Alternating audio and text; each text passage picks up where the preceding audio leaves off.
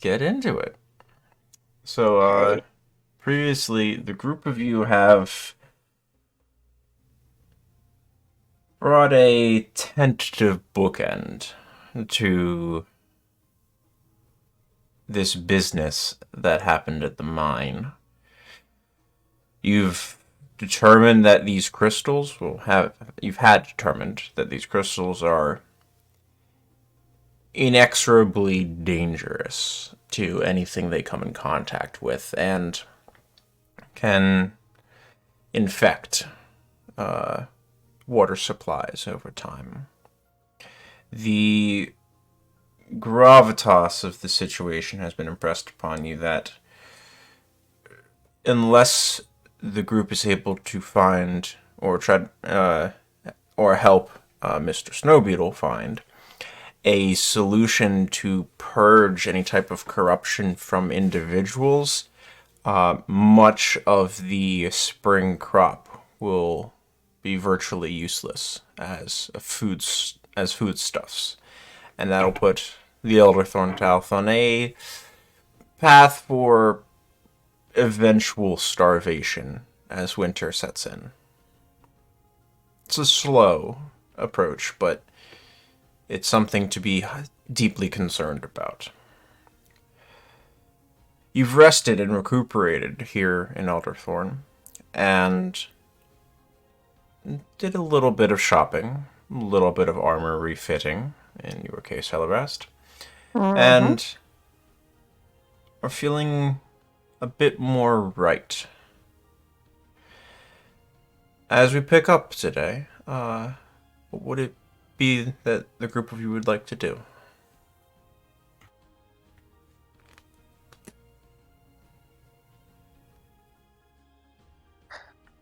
I think we're going to start heading towards the ruins after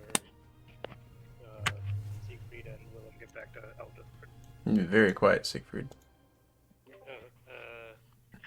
This is better. That's significantly better, yes. Yeah. um, yeah, I think we were planning on heading to the ruins once we had everything settled in Elderthorn. Okay. So the two of you spent the last evening with your mother, and father, swapping stories and trying to see if they knew anything and pass along a warning about any of the foodstuffs coming out of the northern and northeastern farms of Elderthorn. But I believe at this point you have returned because you were due to meet round about noonish at the Faded Gate Yeah, with your and companions. I think we. Okay, yeah, yeah. I would just wait for everyone at the Faded Gate. Anyone else have anything that they would like to do? Alan Or is in the backyard of the Feather Gate playing fetch with his new puppy.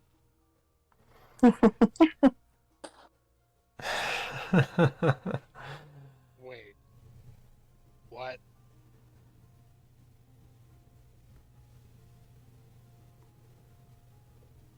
Dan's got a new pet. Oh God. It's a very The nice size of a dire wolf. Oh God. So Hellerest and I have to wait for the armor and Aeolus's weapon to be returned to him. I believe you guys collected that the evening. Yes. Yeah. Yeah. Yes. Yeah. Hillerask got rather intimately fitted. Yeah. That was the night previous, if I believe correctly. If I'm remembering everything. Yeah. And Aeolus, on that note, your spearhead and scabbards were also finished at this point. Ah, right. So you can go ahead and add them to your inventory. You have two scabbards made out of the needler parts. It seems like they were crushed under something incredibly heavy, to sort of turn them into scales, and inlays slightly more flat than the conical shape that they were originally, and then used to make and reinforce the different sections of the scabbards. And then they're set with pieces of metal and brackets to sort of hold it all together in shape. And you are informed that they seem to be remarkably well reinforced, because of these this natural material that you've used. So one is sized for a short sword, one is sized for a long sword, and then your spearhead has also been completed. So it's now a silvered spear tip. Very great spear. Okay. And then hi, apologies, words are difficult at the moment. Help Pip took the long sword and told Aeolus to come back in Yes. X amount of days. Mm-hmm.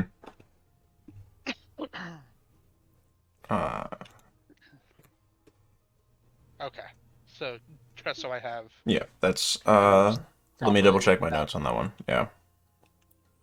That is not quite finished yet. Okay.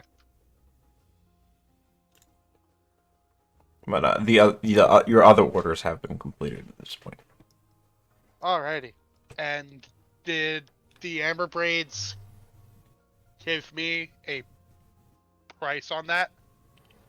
For the two scabbards and the silver.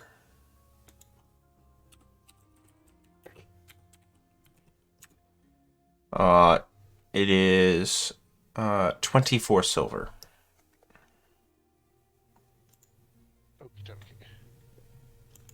I will pay that. 7 per scabbard, and then 10 for the materials and silvering of the great spearhead. Okie doke.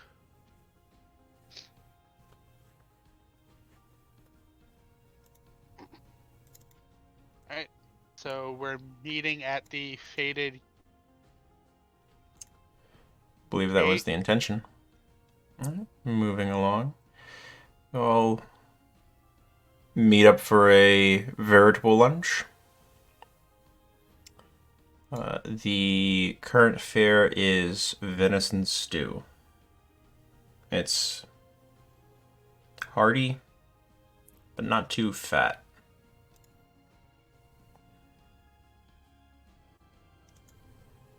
Oh, everybody, what's the plan? Heading to the ruins, like we said? Yes. I don't see why not. Follow the trail of the orc tribes, right? I Yep. think these maps from Kelpip are gonna help a lot. I think I can get us there. Okay. Oh, great. Let me drag you guys to the kingdom map. And when we go out of the Feder gate, just Daniel will whistle and the big hound, like a German shepherd, but hound size, like dire wolf size, just appears. Oh, let me introduce you, my new friend. It's the bloody pup. He'll be accompanying us now, so say hello. Oh, it's a tiny little baby. It's so cute. Oh, I think it's twice the size of you, Willem, but sure, call it a baby. Oh,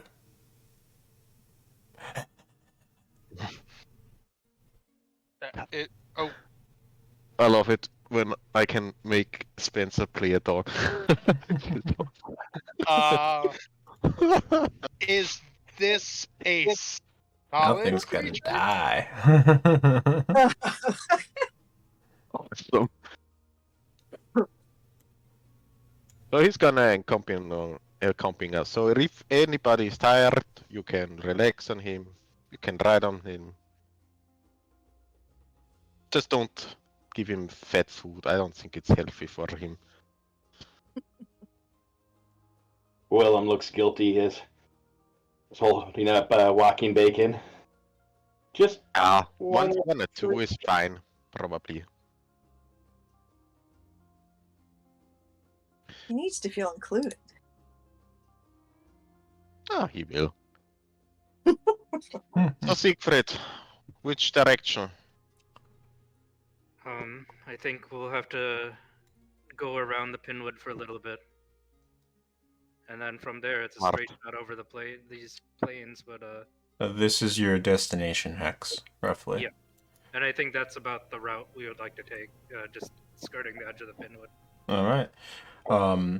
So in ideal conditions, you could move up to 3 hexes a day. Any adverse weather, it would be 2, or ideal conditions through the Pinwood, like difficult terrain, it would be down to 2. And then adverse conditions and difficult terrain, it goes down to 1. So the group of you skirting the Pinwood, so you're trying to stick to relatively comfortable terrain, and your first 3 hexes all have roads on them. So I'd like but you have half a day if you depart now. I'd like a d20 roll from you, Siegfried, to start, and we'll just go around with everybody as we go. Is it a survival check Nope. or just a... Just a roll. Okay. No worries. Yeah, 19. 19. All right. The second half of this day and the first leg of your journey goes fairly well. You do manage to cover about 9 miles underfoot before needing to find a space to rest. And the only thing of note is Dunnan's new pet is particularly gaseous, maybe from the bacon or maybe from something else. Great. What did you give him to eat? Bit walking bacon. already, man. First day, Willem. Okay. Oh boy. As we are traveling, I would like to keep a lookout for any herbs or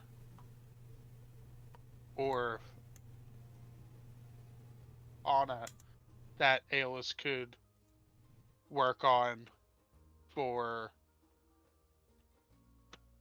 Okay. experimentation purposes.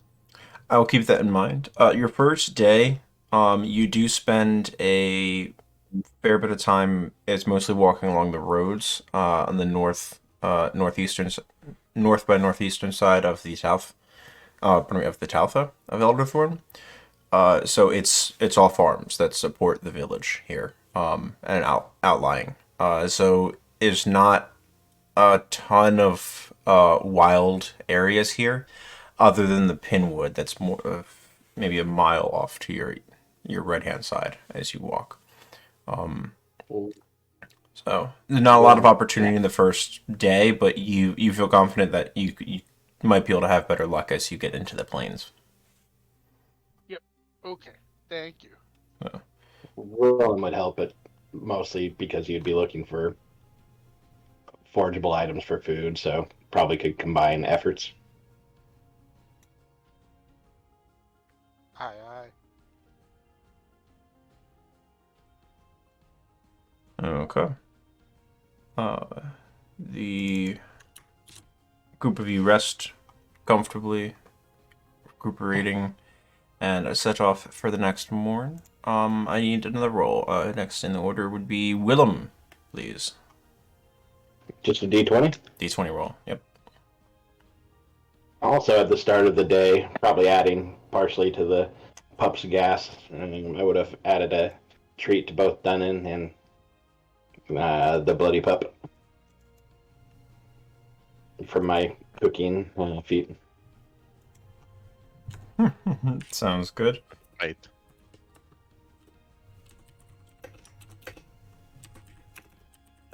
You got a 6. Can I? Pardon? I kind of wanted to No. try this too. I've never done it before, but the Druidcraft spell can predict the weather. Okay. Fantastic. So did that the day before? Yeah. Okay. Like before we started. Yeah, definitely. So in this area, for the next 24 hours, it will be mostly sunny. And no precipitation. Cool. And I think Siegfried will probably just do this every time we like break camp in the morning or something like that. Okay. Have an idea for what to expect over the course of the day. Yeah. All right. At your location, next 24 hours. All right. Bearing in mind that you are traveling a few miles, a good number of miles every day, but Yeah. yeah, still definitely doable. I To might give be you a rough indication. looking for a camp too, so like if we know it's gonna like rain overnight, maybe pick a different spot. That's a good one. That's an excellent usage of it then. Because you'll at least get like some of that timeline out of there. All right. So the next day, Willem, you rolled a 6. I need you to roll a d4 for me as well, please. Suppose I can do that.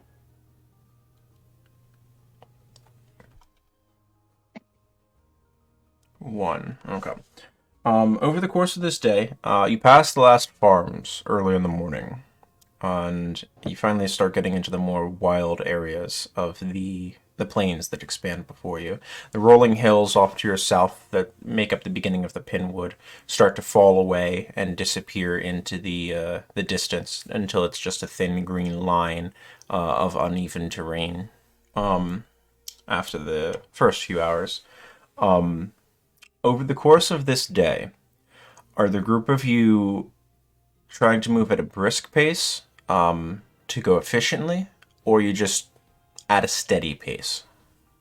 I think Siegfried would be leading them at a steady pace because we don't Yeah. necessarily know exactly what's ahead of us. Danon will also suggest to go steady. Okay. At a medium. All right. This would be Aeolus. Whose passive perception is 15 or better? That would be me. Danon Me. Yeah. Not me. Okay. So a few of you notice this right away. As you're progressing, it's a little bit after noon by the time you see this. The clouds have rolled in slightly, though not obfuscating the sun directly above you. There's looks like a rabbit that's just sort of hopping from thicket of grass to thicket of grass, sort of nibbling on something and then going after another one. It's decent size though. It's about the size of a small dog. Probably 30, 40 pounds. Like it's a big fucking rabbit. Can I do like a nature check to see if I know what it is? Certainly. Or survival or nature? Which one would be more appropriate? It'd be nature if you were recalling memory and recognizing, the speciation of something. Okay. Cool.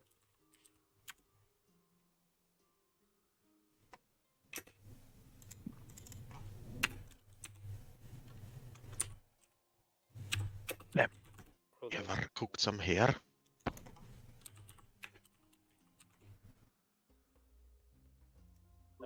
I just tell the parties, shh, everyone get down. All right, 16. You would know. You would recognize the shape and size of the rabbit. This is known as dire hare. Typically, they're not dangerous, but when sort of cornered or pushed into it, they will try to fight back. They're okay for eating and trapping, but generally they're considered a little bit not quite not worth the effort. Although this one is quite large. Yeah. I'll just say this one is unusually large, but honestly, these guys aren't good for hunting. Quite bony, Mhm. and they can get violent if cornered. So maybe just avoid them for now. If we find some more of those deer, those are much better hunting. I thought we would have some rabbit tonight. Well, if you say they are not very tasteful, well, better leave it be. Yeah, I will just. Is it unusual that this like large rabbit is just by itself out here? It doesn't seem to be. Only the females of the species stay with young. The males propagate and then wander and abandon and go to find other females. So it's likely a male based on its solitude, from what you surmise. It is spring. Spring is very, very much in full bloom at this point. So you suspect it's probably looking for someone.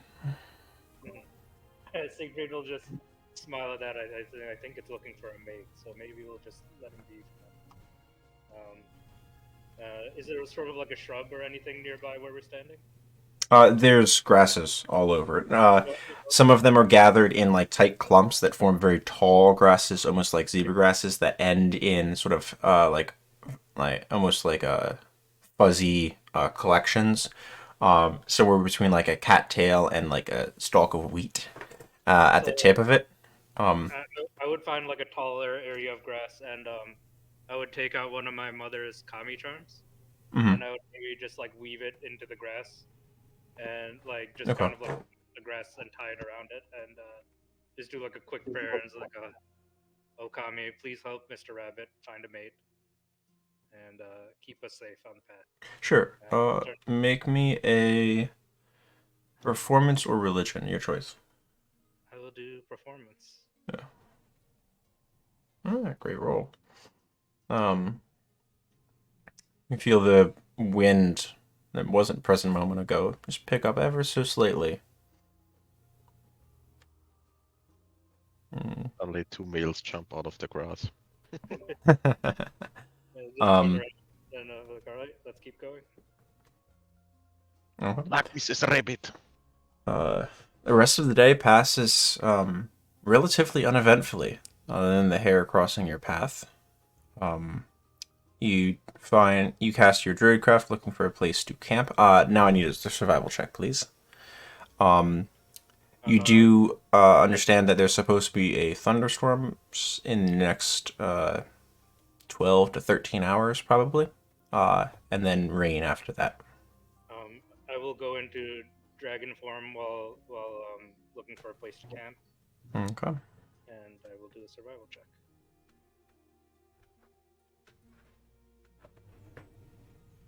So I can't get below a 10 when I'm. So minimum 17. Okay. Perfect. So mark off the use of the wild shape. As you eventually find, with the knowledge of the impending storm, there's not tree cover and canopy that can help shelter you from the rain.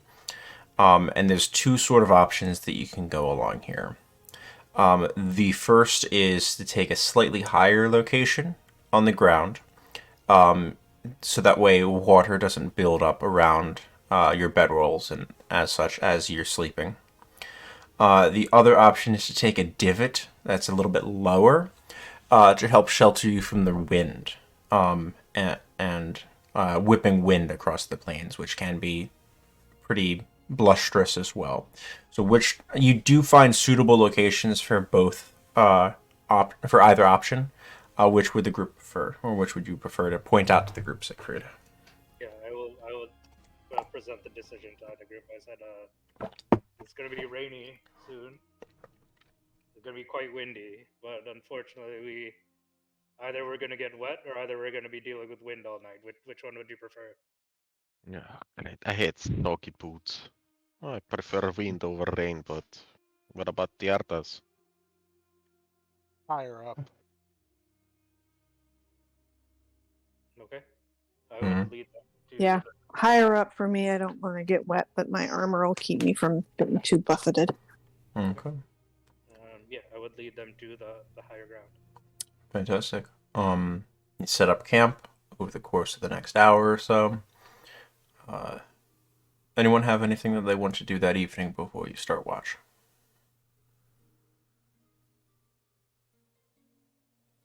I think I'm okay. Okay.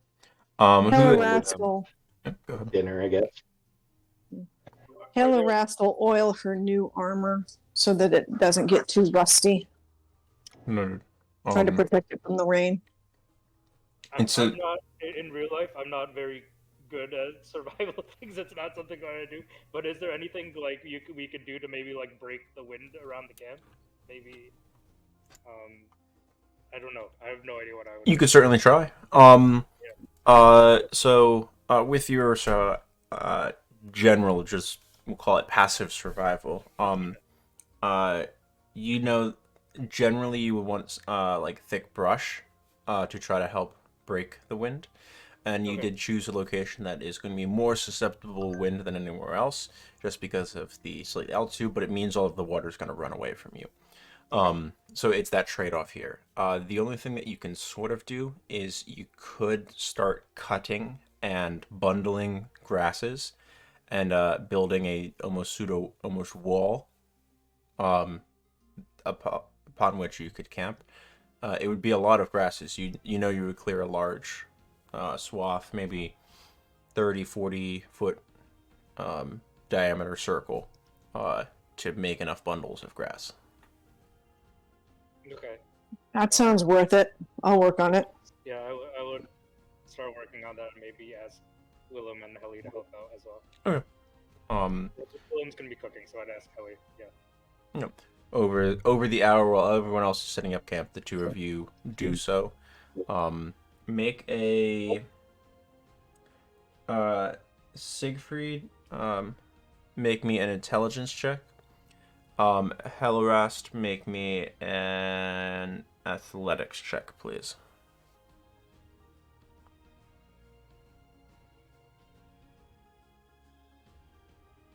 Nice roll, Siegfried. All right. Your wall constructed covers about a 45-degree arc on one side of the camp that you suspect the wind will be most buffeted from. So should help, hopefully. Willem, you said you had something as well? Oh, he was just going to be cooking. Okay. Mark off the appropriate rations. You all rest, recuperate. Yeah, go ahead, Dunn. Anan would probably start trying to ride on the bloody pup just to get used to it. Okay. Little tricks and quick turns. As everyone else is working to set up camp, you are riding the dog around in circles. Quite fun. An exuberant hour for you, at the very least, Dunn. You should all try that. It's a lot of fun. Who is going I'm to sure take we'll all get a first chance. watch? Ellie will take first. Okay. Oh, Dunnan. Okay, no, Dunnan can because he's been fooling around. Yeah. Sounds good. All right, Willem Dunn. would take the darkest part of the night, just the heads up, I suppose. Noted. Dunnan. I'd like a perception check from you, please. As the sun is already set, you have a small brush fire going at the moment, although the storm has not rolled in quite yet, so still have that. So 26. Oh, there we go. Great roll. Your evening is comfortable. You've run around with the new companion who's now resting next to the brush fire, sort of half rolled onto his back, one paw up in the air, sort of warming its belly towards the fire. Your feeling of serenity and peace sits with you. Noted. Thank you, Taylor West. It's a... I'm s- Oh, you said leaving your sheet. Yeah, but I'm still listening, so. Yep, all good. Papa. The time passes by, Dutton. Nothing catches your ears, your eyes, no movement. It's a quiet evening, at least for you. Next up would be Hellerast. You said you were next. And I'll roll for you. Sure.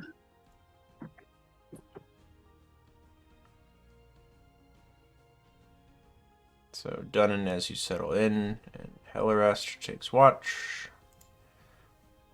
Hellerast, you get a natural 1. There's balance. Oh god. Perfect. I love it when I get the natural ones when I roll for the players. You monsters. I need you guys Damn to you, burn them Spencer. all. Oh Alrighty. no, here comes the You smelt missed the vampire. demon in front of your nose. During your watch, Hellerast, you continue working on the armor. With your companion's help, you've removed the layers of it because it's not able to be slept in. But you're making sure all of the pieces of leather are oiled such that no water can get into them.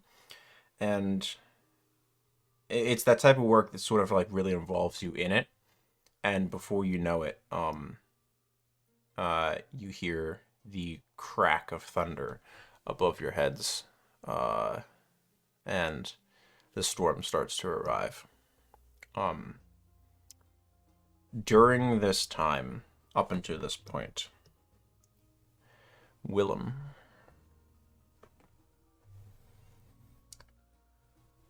and Aeolus, you are plagued by dreams, nightmares. You feel cold. Like you've been wandering in the snow and been unable to get a fire started as night set on. Shivering. Hungry.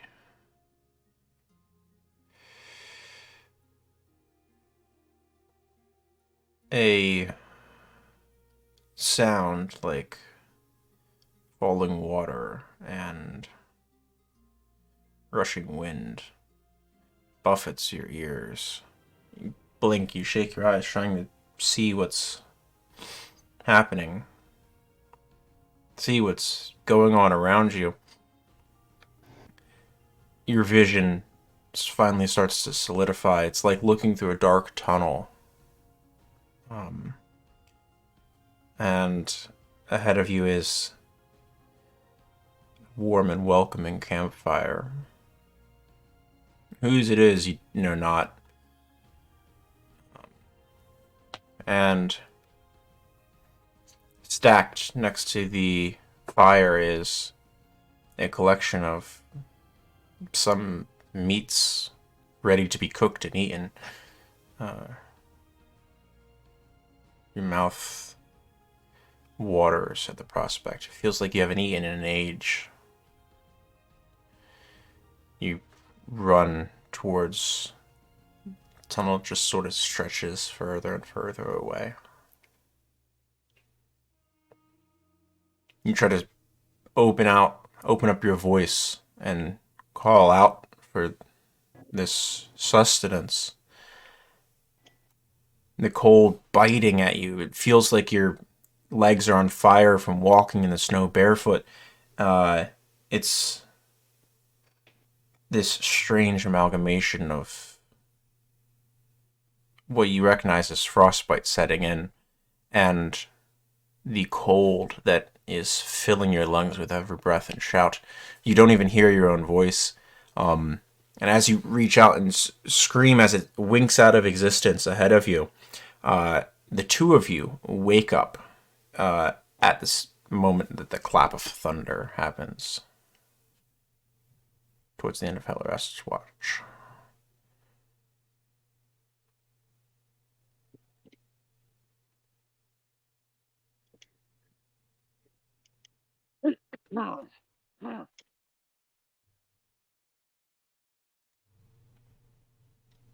And you, Willem, if you're talking. Hmm. Oh, hungry. What? I'll just look over to Willem, seeing that he's also awake. Is it watch time already? I don't know. I was having such a bad dream. Did this one involve a screaming infant? No. I was so hungry and thirsty, and everything was wrong. Walking through snow? Mm, I don't know. It was just all wrong. Hmm. I'll look up into the sky to see if there's anything flying around us. Okay, make a perception check. It's not. The only thing that you catch as you look up in the sky is the first few drops of rain that begins to pour down upon the camp. The fire hisses and sputters and starts to die. It's not going to last long with the rain. Crack of thunder and lightning rips across the sky, flashing and illuminating the faces of your companions for a bit. I will work on Storms arrived. grabbing more fuel for the fire. Okay. Willem, I'd like a perception check for your watch, while Aeolus works to keep the fire going.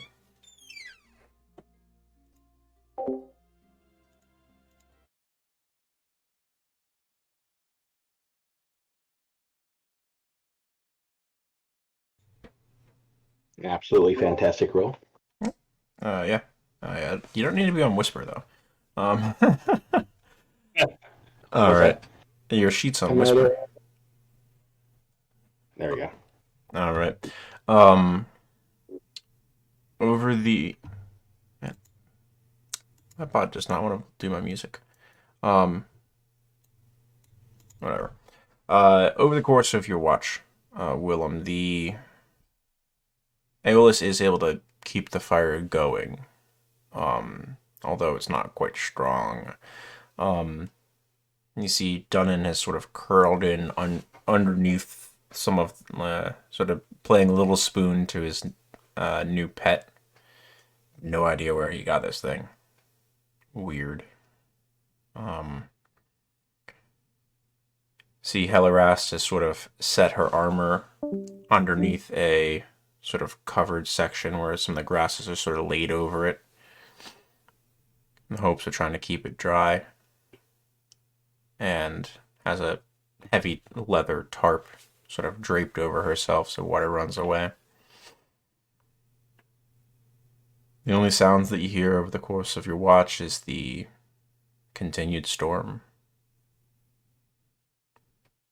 Presently, it's time to wake up Siegfried.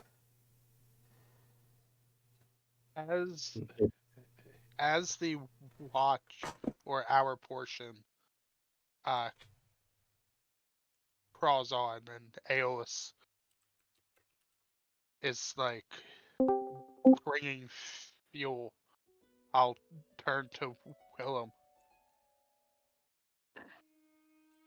So I've noticed you've been staying away from your family. Is there any reason?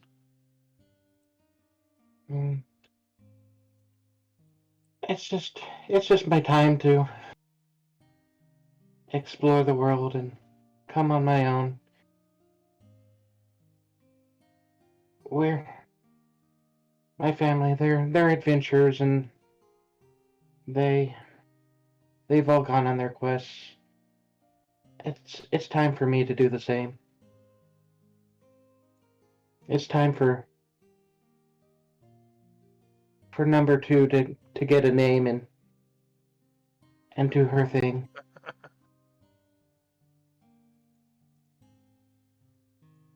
Just as long as there's no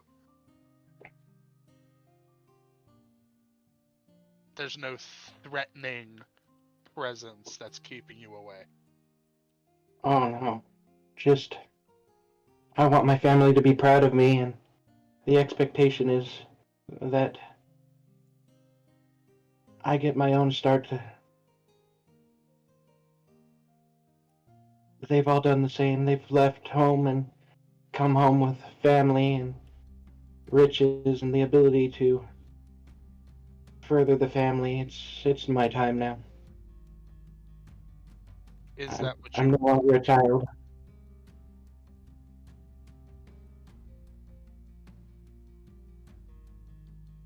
I see.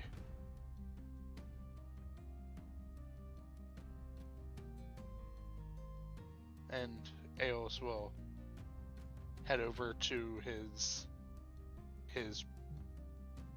spot in the camp and will hunker down.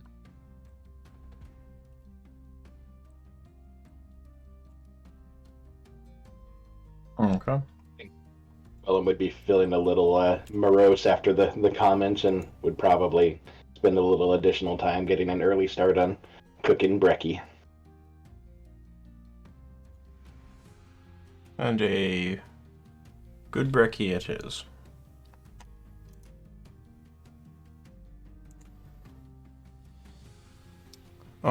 Siegfried, final watch as you wake and you stay awake for the remainder of the day. Your 2 hours of light 25. activity. 25. Yeah, Thank there we you. go. All right. The storm continues for about the next hour of heavy thunder, lightning, and buffeting winds. The efforts that you and Helleras put into everything, though, does help mitigate it and keeps What? Okay. Mitigate the wind. Not entirely so, but it's something. And you do not get waterlogged, thankfully. Presently, it's time for everyone to wake up. The day is yours. The conditions are less than ideal. Next in the roll for the day is Aeolus, as you set out on this wet, waterlogged day. 18. You make a good time this day, despite the weather. 1, 2, 3. Almost like trying to put the events of your dream behind you, Aeolus. You set out, along with everyone. I would like, Aeolus, you and Willem are keeping an eye out for herbs for your own individual uses. I'd like either a perception check from one of you with advantage, or each of you individually. Just out of character, Sam, does Aeolus have a herbalism kit? I do not have one on me. So yeah, Siegfried, seeing what Aeolus is trying to do, would just give him Siegfried's herbalism kit, which I got from my druid class. Okay. Yeah. I'm not here. Do I have an herbalism kit? You do. Yeah, I would just hear Aeolus. Okay. This may help you, and I just hand it over to him. Yeah, you do as well, Hellerest. I'm going to be out of signal for a while if I don't respond. Okay. We'll get it. Continue.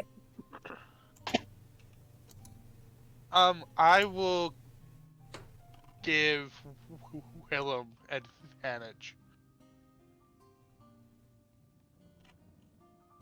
Noted. Okay. Perception, Willem. correct? Perception with advantage, please. Yes. Ouch. Oof. All right. Advantage pays off. The things that you notice across the course of the days, Willem, you don't find anything that seems to fit what Aeolus might be looking for. You do find some more onion grass, though. Quite a large collection of it in a very sort of looks like a narrow stream, not more than a foot or two wide. That sort of cut into the ground a little bit here. Not sure where it's going to or from. You just hop over it at one point and look upstream and you see it. And you're able to collect about a pound's worth. By itself, it's not much, but combined with the rest of the rations that you have, it adds about an extra day's worth of supplies to your inventory. Very nice, very nice. So go ahead, just increase your ration count by 1.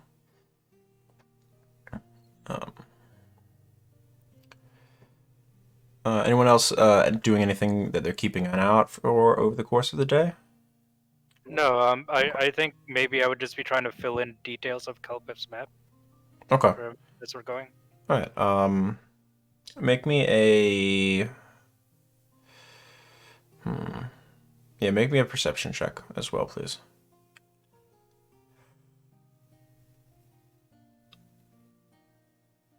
The map is. There's not that much to fill in, over the course of the plains. It feels. Okay. There's yes, there's a stream that Willem picked some grass at, from what you saw. But it's, as far as you can see, maybe a few hundred feet long. Off in the distance, it's maybe a foot wide, maybe 2. It's not a very important landmark, you would imagine, on the scale of the maps that you received from Kelpip. And as such is not noted. But your day passes by as you're keeping an eye out. That evening you find a comfortable space to rest as the rain finally abates a little bit after noon. And some of your supplies are dried over the course of the last few hours of sunlight before it starts to set. And you find a suitable place to camp. The weather is going to be clear and sunny the following day.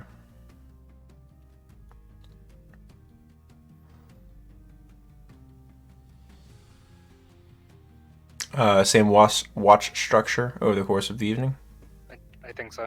Okay, I'd like a perception check from everyone, please. I got Helaras. Helaras rolled a 5.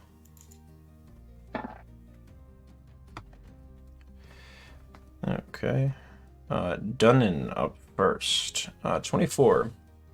As everyone settles in for the evening, their bellies full from... What did you cook, Willem?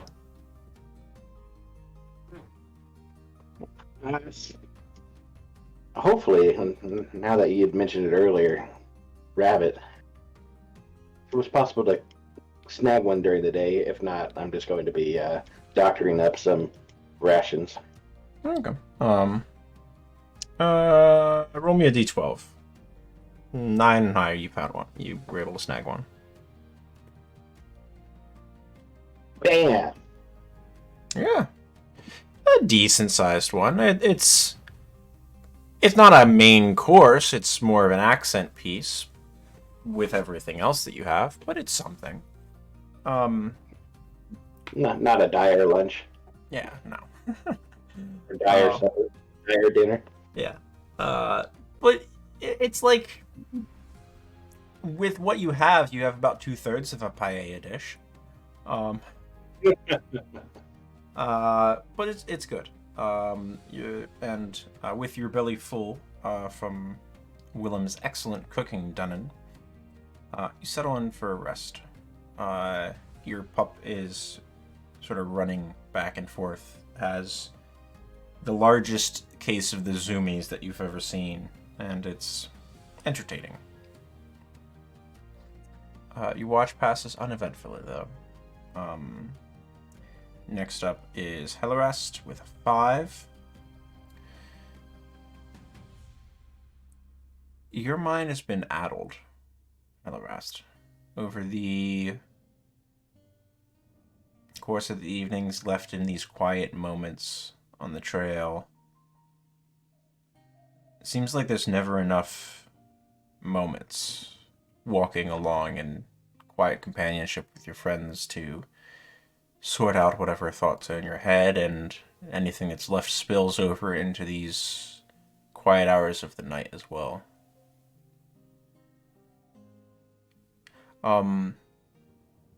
Aeolus and Willem, would you have shared any of the details of your dream? Yes. Okay. I was gonna say Willem is the chatty sort, so more than likely. Okay. So you both recognize that you had extremely similar dreams for some reason.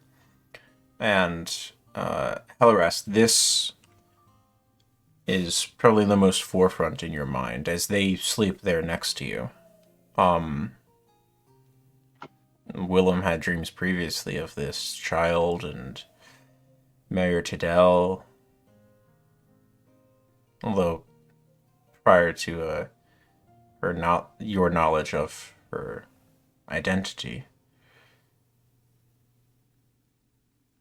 it's disconcerting, especially if now Aeolus is having a strange dream as well. But your time passes. That brings us to, speaking of, Aeolus and Willem in the darkest part of the night. Aeolus and Willem have fantastic perception checks, both of you. The fire is stoked.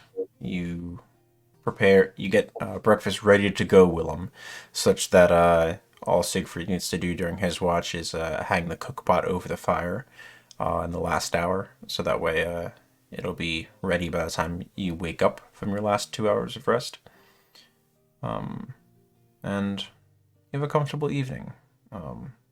Do you and Aeolus speak of anything?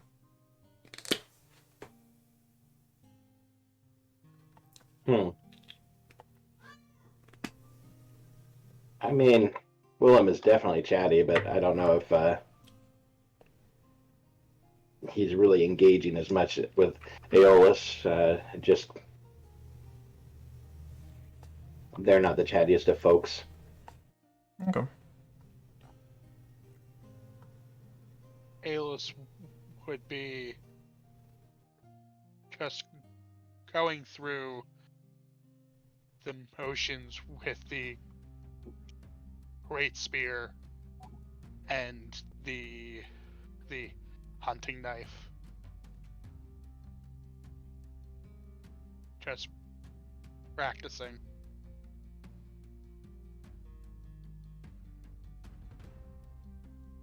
Okay. It's a very one-sided conversation, Willem. Helps you, though. The time passes. Siegfried, your watch. As the sun begins to rise, you set Willem's prepared morning cookpot on, so that way it's ready to eat by the time you wake everyone up, Siegfried. And it's as you hear the lids slowly just start to shift from the boiling of whatever Willem made. Getting ready. You see in the morning light small trail of smoke off to the northeast ish. More east than north.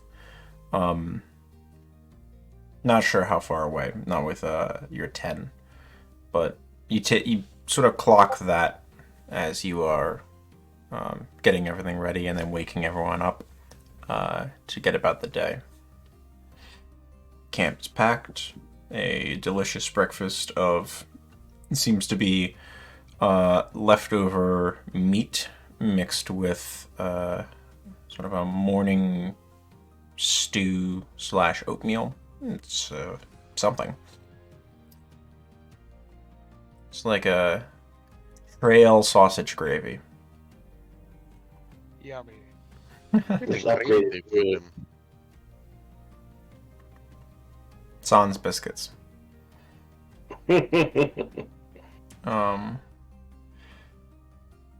day goes about you.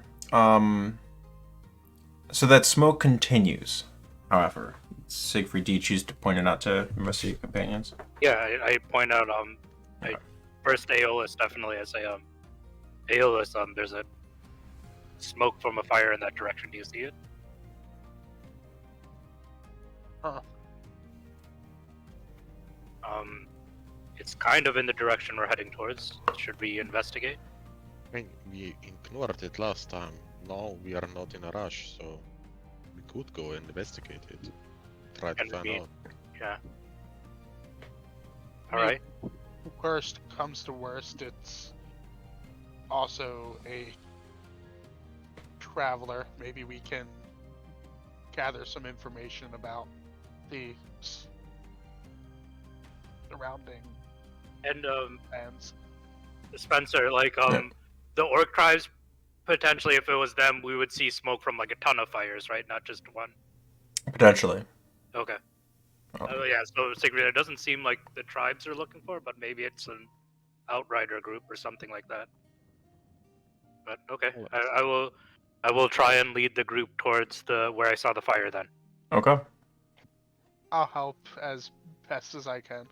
Alright, setting off in that direction then. Moving right at the same pace, or are you trying to move briskly? I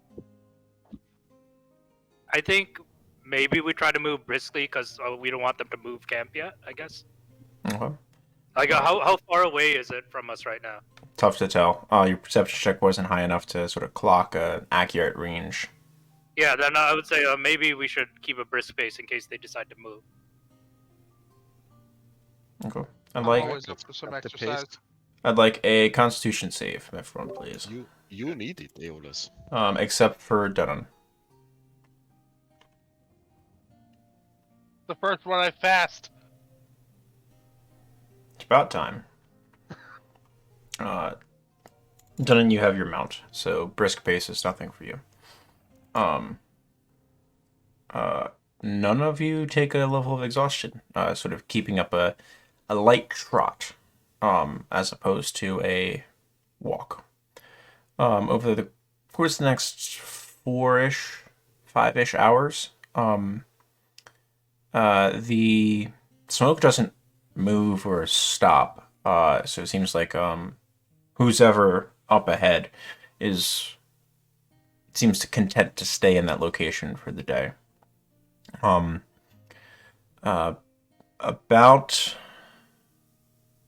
About 11 a.m. You start getting closer, and the wind is coming down from the northeast, and you're now starting to get the smell of cooking on the horizon, smoked meat, and the smell of fire.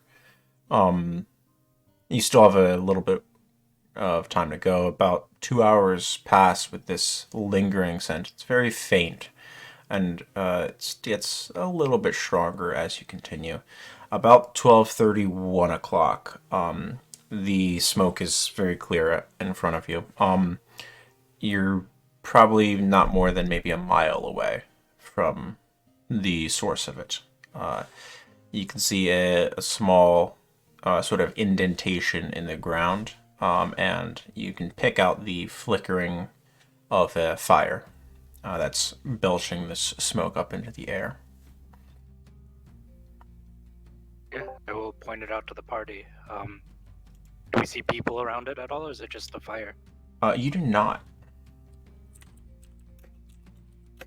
Dunnan would get off his mount and just stay here for the moment. Siegfried would try and summon an animal a wild companion, an owl probably, Okay. and then maybe just take like an aerial survey of the campsite. What's the owl's speed? Don't have the owl's sheet. Let me look up. Owls are like the slowest flyers. 60 feet. Yeah. 60 feet around. It's about a mile away. But it's not like a 10-minute wild shape. It lasts your normal number of hours, correct? Equal to half my druid level. Okay. So So three so- hours. yeah, 2 hours. 2 hours. Yeah. So maybe if we got a little bit closer, I'd wait to do it. Okay. Well, 2 hours, that's enough time for an owl with a fly speed of 60 to sort of get there, circle around, and come back, and probably not have a second return journey. So you could do it at this range if you wanted to. Yeah. Okay. Yeah. That if there's enough time to do it, I would do it from like the safest possible distance. Okay. So that means the group of you are stopping here for that time, for that information in that case, then. I'd like, I guess I should ask, while you're stopping here, are you trying to not alert anyone who might be at that camp of your presence? Or are you just resting, waiting for the owl to come back? Are you setting a fire? Yeah. Well, what would the group want to do?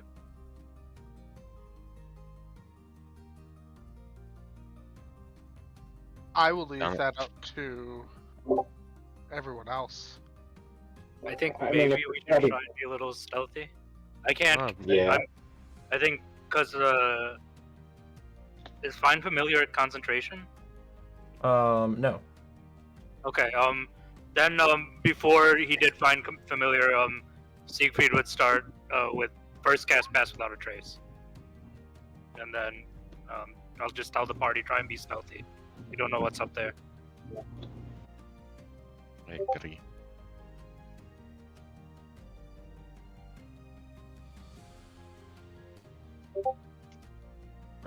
Okay.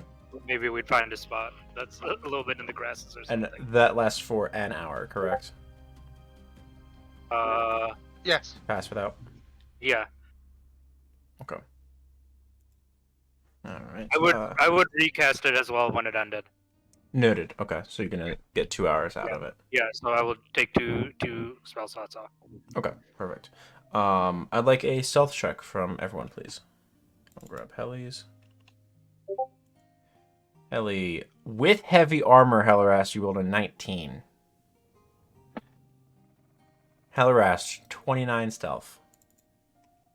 That's the best you're ever gonna roll on stealth. Sorry, my internet cut off, but I'm glad I cast Pass Without a Trace. Listen. Why? Rocking She it. trounced all of you, even without it. Listen. All of you.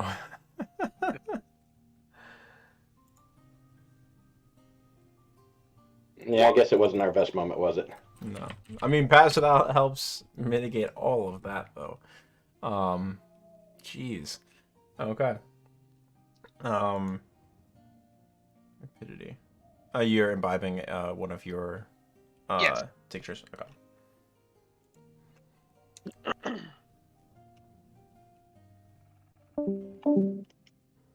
We lost head rest. Alrighty. Aeolus is just here, like subtly bouncing up and down from heel to the ball of his foot.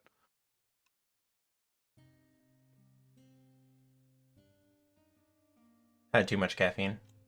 Yeah. Yeah. Okay. Over the time that it takes for the owl to return, you stay close to the ground. You don't set a fire. You don't let anyone smoke, so to speak. It's boring, truthfully. After which time, the owl returns, Siegfried, and informs you that the quite a large fire is sort of nestled in a clearing between a few large sort of rocks and like stony area on this plains, and short tough grasses. There's a large sort of space around the fire that seems to have been like pressed down or rolled out, such that it's flat. There's no bedrolls or anything that would indicate someone sleeping, but there is looks like about a dozen different backpacks sort of like lined up along one of the larger rocks here.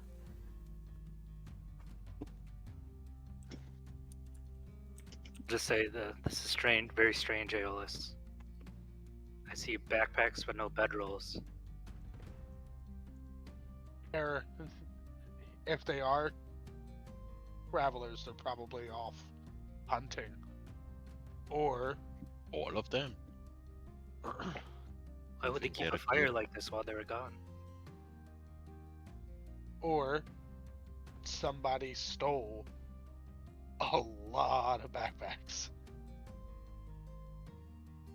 Well, I definitely want to investigate, but we should be careful. I agree. Let's approach, but carefully.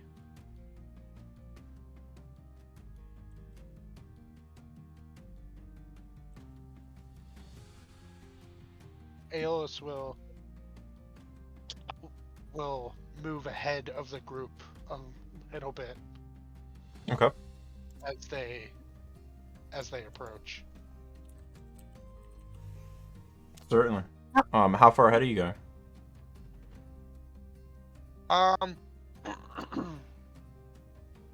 I'd say about 30 feet. 30 feet? Okay. So staying within range of Pass Without Trace? Yeah. Certainly. Oh, okay. And you push ahead. As you get closer and closer, you can hear the crackling fire. The group of you maintaining your stealth, I'm going to assume, get within about 100 yards or so of the sort of camp. 100 feet of the camp. You can hear this well-fed fire just roaring. It's occupying a lot, actually creating a lot of sound, in addition to the amount of smoke that it's billowing up into the air. The reason you were able to see it from so many miles off Siegfried is just because of the sheer size of it. It's about 10 feet in diameter.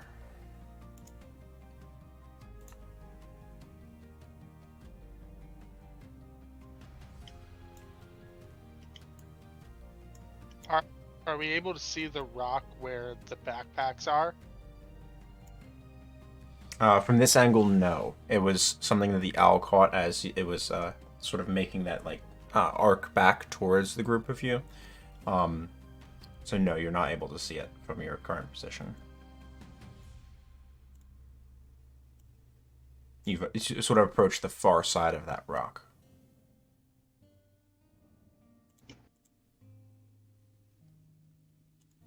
Aeolus will bundle up his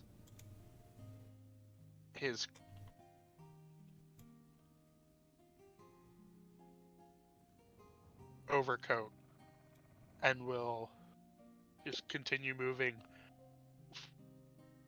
forward unless someone of the group makes a motion not to.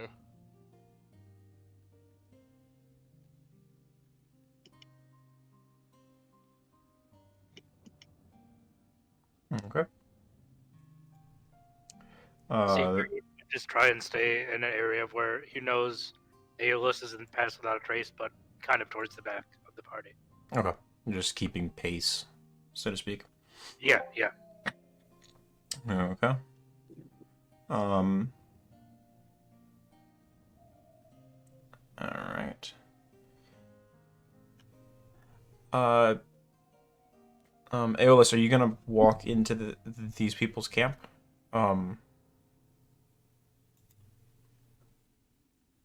I will stay to the outer edge of it Okay. and will walk around the edge, and so that I am not giving off like bandit vibes, I will try to be as open as possible. Okay. Got it. You push into the camp, or around the outside of the camp, sort of circling. You see an area of big stone outcropping, and you see the backpacks sort of lined up against it in a neat order. It seems like a good place to store them.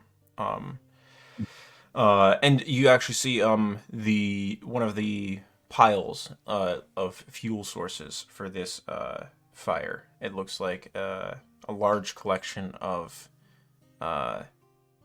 dead limbs and branches that has sort of been piled off to the side of the fire, good 10 feet away from it.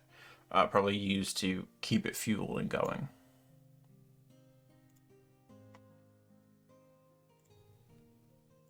Okay.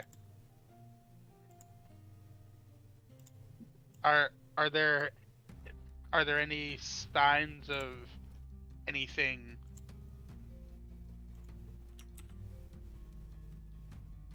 What's the term? Are there signs of like that the people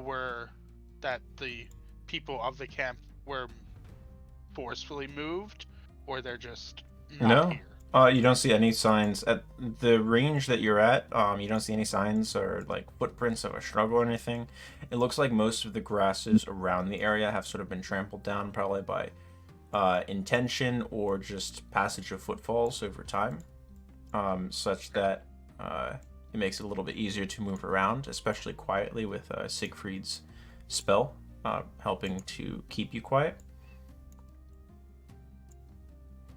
But other than that, Does anybody go ahead. does anybody have see invisibility? I do not. I do not. I am not a magic caster. Nope. But I mean, that's a good question. Damn. I turned it down. Does your dog smell anything? My dog is not around. Oh, okay. Oh, You He's, left him back at where you guys were resting. but I could call him if you want. But it might will help. take a while. Might be a good idea. He's gonna have a much better nose than any of us, and it's new. Oh, So I will telepathically call the bloody pup. Okay, sounds If good. it's within a mile. Okay, yeah, because you were set up a little bit less than a mile away, so you could have left him at that point where you were resting, waiting for the owl to return. So you hear the acknowledgement in your head, and you can Here, pup, we feel need your the nose. almost feel the bounding joy as it sprints towards you across the plains.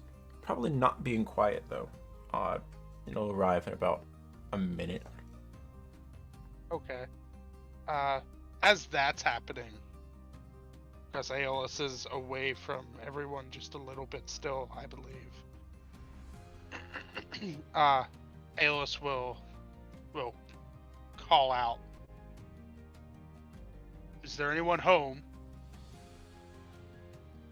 There's no answer.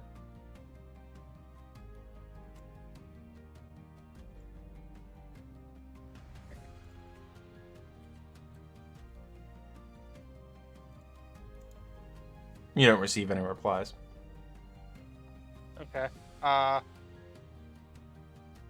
Then Aeolus will just slowly start to move closer to the camp while waiting for the rest of the group. Okay. What are the rest of you waiting? You see Aeolus starting to creep into the camp after calling out and breaking any stealth he might have had. I think when he sees Aeolus go in, he will probably join, since there's Go no up. point in stealth anymore. Move up to join Aeolus. And I guess sorry, before I step away, if they're breaking stealth, Siegfried would just drop past without a trace since it doesn't matter anymore, and start ritually casting detect magic. Okay, noted. Help. So you're working on that. Hellerast will pull out the Spellfire shortbow. Okay. Willem, anything that you're doing? Just... Well, I'm gonna be filling out the area, like not investigating per se, just kind of wandering around, seeing if anything pings is off. I'm shooting for a perception check. Sure. Are the area meaning the space around where this fire is, or are you joining Aeolus and Dunnan entering this group's camp? No, if I would be circling it, Circling it? Okay. probably muttering to myself like what my grandmothers would have done in this instance. Okay. Make me a perception check. Yeah, et cetera, et cetera. As in, what would Granny do? Yeah. 20. Willem, you get to come down to Whisper. Woo!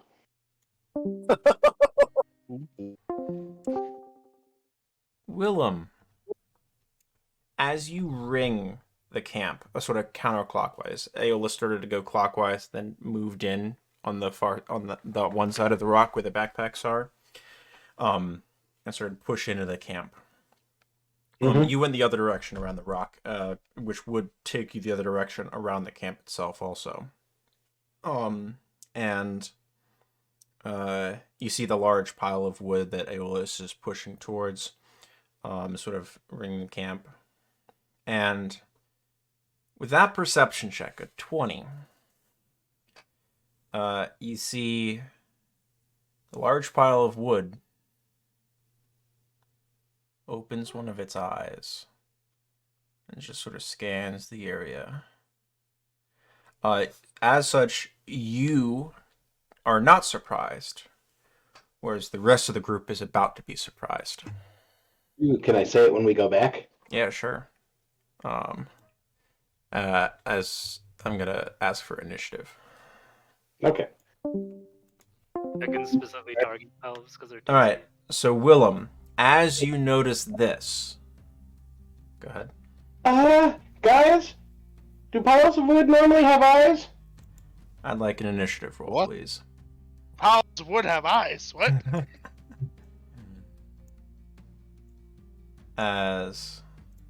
Wait until I move you onto the map, please. Sorry. Yep, all good. I was so excited. Yeah, all good. All good. Fire The eyes. pile of wood that you've crept towards was, in fact, a very clever disguise of this creature.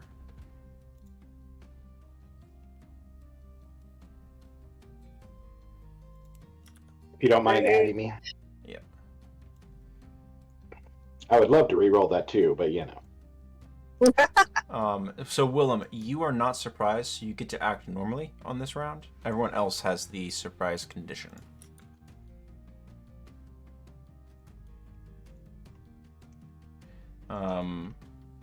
Siegfried, you can continue to work on your ritual spell if you would like also. I just sorry. Doesn't Aeolus have the alert feat? Aeolus, are you alert? Yes. Fantastic. You are also not surprised. Okay. So we need Willem at turn. But no, I mean, whenever I have a reaction, I guess I would drop concentration, but I don't think I do Yeah. just yet. And Willem, did you roll 8? Roll. You got 5. Nice roll, Willem. This is such a cute creature. Siegfried, Aeolus, just need to add Hellerast. Token initiative. There we go. Hellerast, you got a 13. Descending order. Top of initiative. As this pile of wood sort of shifts and stands, you see it's actually pieces of bark that have been sort of lashed onto this huge, large creature's arms. Hulking form. The arms sort of dangle almost like a gorilla down to about its knees. It's a shaggy beard that looks like it has mosses and lichens that maybe have grown into it or maybe been woven into it to help this camouflaged tactic. And that parts of it are stained with what looks to be maybe blood. And as it stands, its form sort of re-reveals itself, hulking a few large tusks coming out of it. Definitely not an orc. But you've seen orcs, this is not an orc. Aeolus, top of initiative. What would you like to do? You are not surprised.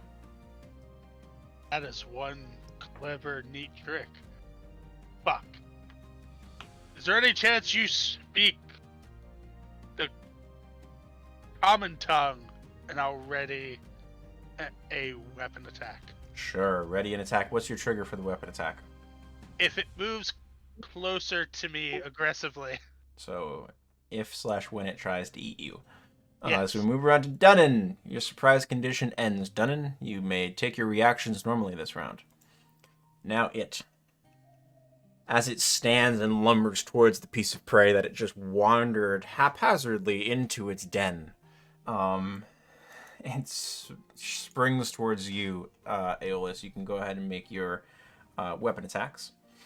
As it shouts a few words, I don't think any of you speak Sylvan, do you?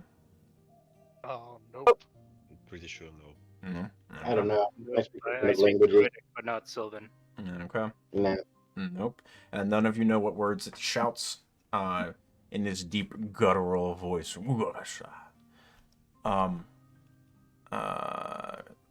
go ahead and make your attacks, Aeolus. Alrighty.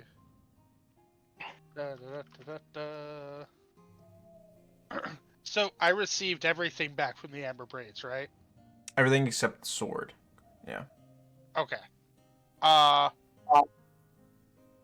then... Ooh, nice. All right, let me grab. So the 10 does not hit. 24 does though. So 8 points of piercing damage into this creature. You find a sort of crack into this bark armor that it's wearing, and sort of wedge the spear in and twist slightly to deal a little bit of damage, and also to allow your spear tip to release as you yank the spear back to prepare for another blow. 8 points of piercing. Nice. Okay. And as that happens, it crashes towards you, and it's not really wielding a weapon. It just sort of swings at you with its backhand that is covered in this heavy bark and pieces of wood that have been lashed onto it. oh boy. Its fist is like a morning star of gnarled root balls. And it's going to get a 21 with its Timber Bash attack. That hits. That's going to be 12 points of bludgeoning damage as it just sort of crashes into you and knocks you sideways for a moment before you catch yourself with the haft of the spear as you retracted it and sort of keep yourself upright. My cat wants to participate as well. Oh no, that's the sound the creature's making. Alright. And then it already did that for the bonus action. Yeah, no, it's quite good. That'll bring us to Hellerast. So you do not have visual Hellerast, correct? I do not have visual, but isn't one of my cantrips control flames? It is. Let me double check your sheet. Isn't she surprised? Sorry. Spells. She is surprised, yeah. But I want to try to give her a lay of the land. You have control flames, so you have the surprise condition right now, so you can't act. You just you get your reactions back at your turn. Okay. Currently, Aeolus and it are in close combat. Dunnan is close to it. Aeolus and it are near the large fire, and Willem went around the other side of this large rocky outcropping where the backpacks were. Yeah. Hellerast will just get a little closer Oh, you can't act. Not- You have the surprise. I condition. can't act. I can't do anything. Okay, so So whoop-de-doo. just to get the thoughts in your head, as we go Yeah. around to Siegfried, surprise condition ends. Willem, I action would just normally. drop detect magic because I think I can do that. You can, yeah. You can drop it as free. Yeah. Yeah. Willem, what'll it be? Grasp of the Void. Dexterity 16. That is a 17 on the save, Willem. Yikes. Uh, And then Willem's rolled well. gonna try to tuck himself around the corner here. Yeah, definitely. Breaking line of sight, so you no longer can see this creature and it can't see you. As these sort of tendrils try to grab onto it, it seems like it doesn't even recognize that they're present. It just sort of breaks them as it continues to move towards Aeolus. All right. Nothing with the bonus? I don't think I have anything bonus action that I want to use now. Sounds good. Top of the order, Aeolus. Everyone has their actions back to them. What'll it be, Aeolus? Aeolus, seeing Cannon behind him, is going to quickly shift and is going to hold his attack for when Cannon comes in range, if he does. Okay. Okay. Anything with your bonus? No, because this thing hits hard and I need all the HP I can get. Okay. That'll be that. You're holding your action to attack when Dunnan helps you flank it. Dunnan, you hear off in your head the bounding of your dog about a half a minute away. Dunnan, around to you. Well, getting closer, seeing yours. Yeah, great, you know the drill. And we'll hack away at that thing. Lovely. Go for it. So with advantage. Yep, advantage for both of you. Give me those rolls. Doesn't Dunnan have like a charger feat as well? Nope. Alright. Hopefully you can hit. Alright, so 13, no good. 15, no good. Crit hits. And 23 hits as well. Is just to remind me, is smiting a bonus action or does it No, it's just free. happen if I... It's just free if you want to do it. Smite it. Smite on the Level 1 crit. smite. Yes. Okay. Sure. So it's level 1, so it's 2d8, so it's double to 4d8. So we got nice. 2, 5, so it's 7, 14, 23, 23, 30, 34, 17, 34, 44, 51 points of damage from you, Dunnan. Swung around. Very solid. And What would be better? yeah, don't try to surprise us like that. Very solid. And with my bonus action, I'm gonna cast Spiritual Weapon. Ooh, nice. Jesus. Spiritual weapon does benefit from flanking. Sorry? Spiritual weapon does not benefit from flanking. Guys, it's alright. But the 21 does hit. hits. Yep. So that's another 9 points of 9. force damage. And Solid. you see conjuring before done a mug of ale as a spiritual weapon. You sloshing going around, but it sort of keeps Yeah. itself steady as it just sort of hammers into the head of this thing. Wood splintering in Dunnan's face. All right. Anything else, Dunnan? I love it. Nope. Okay. That's it. I think it was effective enough. Yeah. Brings us around to the creature's turn. As it there's this throaty growl that sort of emanates from it. You're not sure if it's like a purring sound or a chuckling sound. As Sounds like a truck. some of the heavy bruising and modeling that you just inflicted onto it vanishes, and parts of its form heal over, seemingly seemingly mitigating anything that you did to it. I'll start by. Oh. I would like Dunnan and Aeolus to both make Constitution saving throws, please. God damn it. God damn it. Ooh. Dunnan, you're unaffected. Aeolus, you're looking at this thing. You're getting ready to lunge with your spear again, and your vision goes black. You are blind.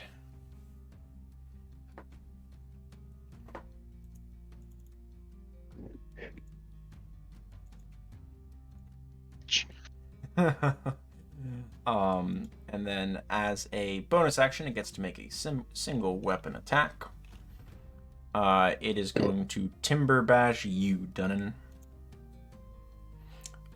Does a 20 hit you? Yes. 12 points of bludgeoning damage. It is magical damage.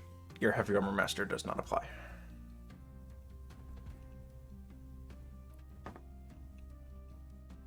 Some retaliation. And that'll bring us to Hellrast. Okay. Am I close enough to cast Control Flame? 'Cause I can't see my shape. Of course. Sure. Are you trying to control the bonfire?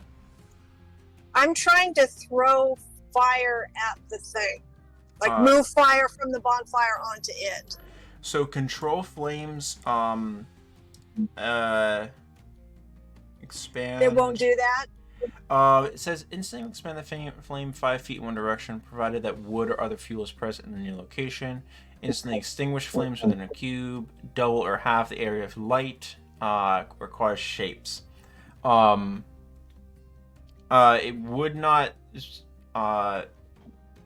It wouldn't be as functional in this situation, I think. Okay. Spellfire Shortbow level 2. Spellfire Shortbow level 2? Certainly. Mm-hmm. Knock off level 2 spell.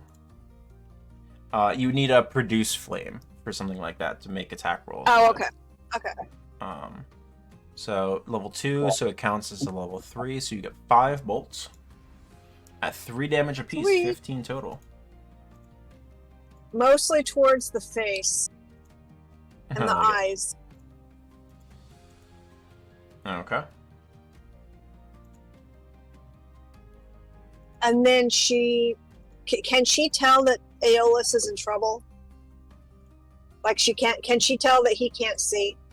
At the moment, Did he say, no. I can't see, I'm blind? Not quite yet.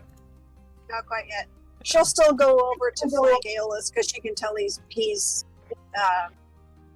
in trouble and see if she can kind of shield and protect him from what's going on. Sounds good. Give me a moment. I need to reload my Roll20 page.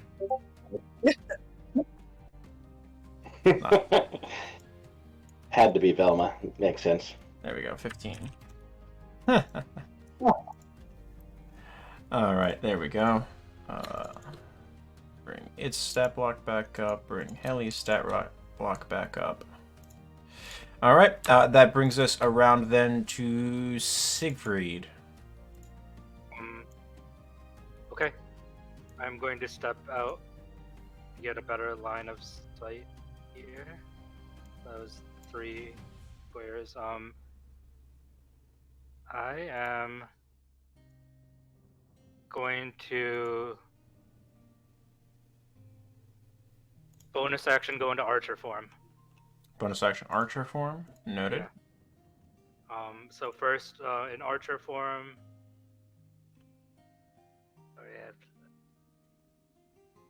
archer form, I will first do my bonus action attack on him. Okay. Miss. No good. Yeah. And then with an action, I'm gonna shoot a produce flame at it. Produce flame. Noted. 13. 13. As you fling the produce flame at it, it just sort of raises one of the sort of gauntlets of tree bark that it's wearing, and no effect. Okay, and then I'm just gonna move over here. That is my turn. Slide over. Noted. Awesome. That brings us around to Willem, hiding behind the rock. As one does. Willem would step aside, see if he can still see this not-so-friendly friend. You can definitely see him. Yeah. And shall try to scorch him. Scorching Ray, sure. That is 3 rays, correct? Correct. All right, go So- for it. So just roll the Scorching Ray 3 times. Yeah. A crit in there. All 3 hit there, Willem. Well done. So 7, 15, 22, 26 points of fire damage, impacting the side of this creature. It hadn't paid attention to where you went behind that rock after the ineffectual grasp of the void. It just didn't care. And now it's just blasted 3 times in the side, 1 on the shoulder, 1 on the ribs, and then 1 on its left knee as it's looking at Dunnan. And it just sort of goes down to your knee for a moment from the damage. Nice rolls. You should have been more nice. Now we're gonna cook you for dinner. And then would go back around the corner. All right. Aeolus, you are currently blind. You have no idea where this thing is anymore. You don't know if it moved after it blinded you. You hear Willem's call. You hear the sounds of battle somewhere nearby you. What are you doing? Aeolus is going to reach out. We'll just start moving forward to see if he can put a hand on the creature if it's still there, and if not, he will run into his pal. Okay. Go ahead and roll me a perception check, please. This is using your hearing. Okay.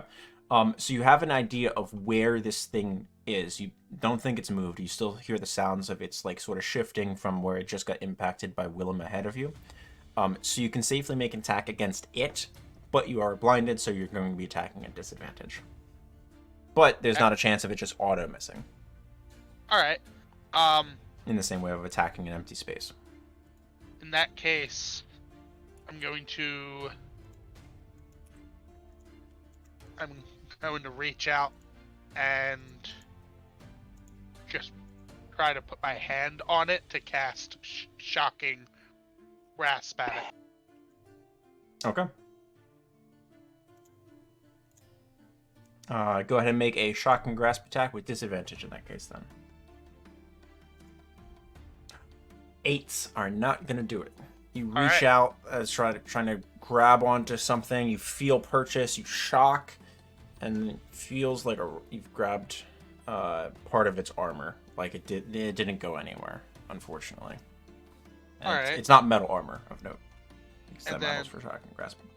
With the bonus action, using that last bit of energy from the Shocking Grasp, I will activate my Crimson Right.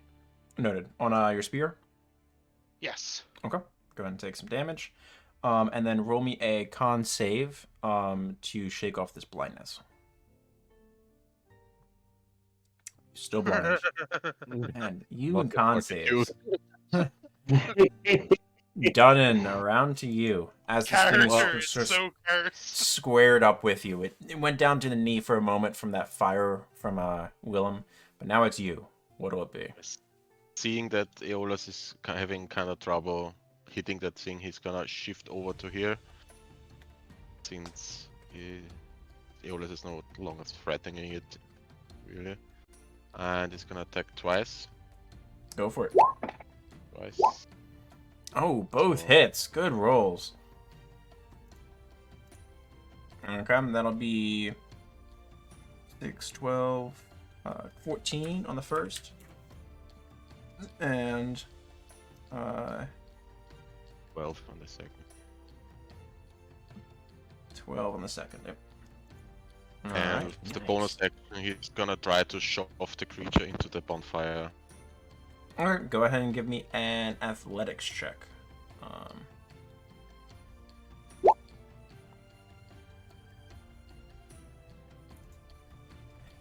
21, very good. As you try to give this shove towards onto the creature and sort of push it towards the fire, it just sort of palms your shield as you try to make this push and pushes back against you, mitigating any type of force. This thing is exorbitantly strong.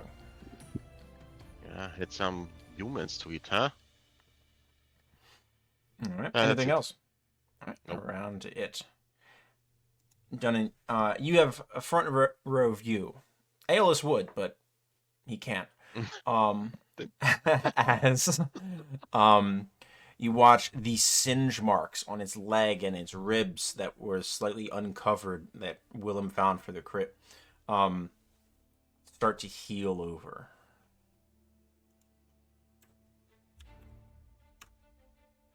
That thing is regenerating fast. Bring it down. And then... And then? No, and then! Okay. That's already marked off. Dunnan. I'd like you to make a Constitution saving throw, please. As it looks at you and just says a few words in this language you do not recognize.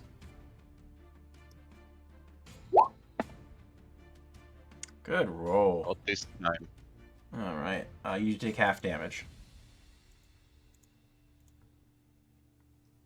Good thing, too.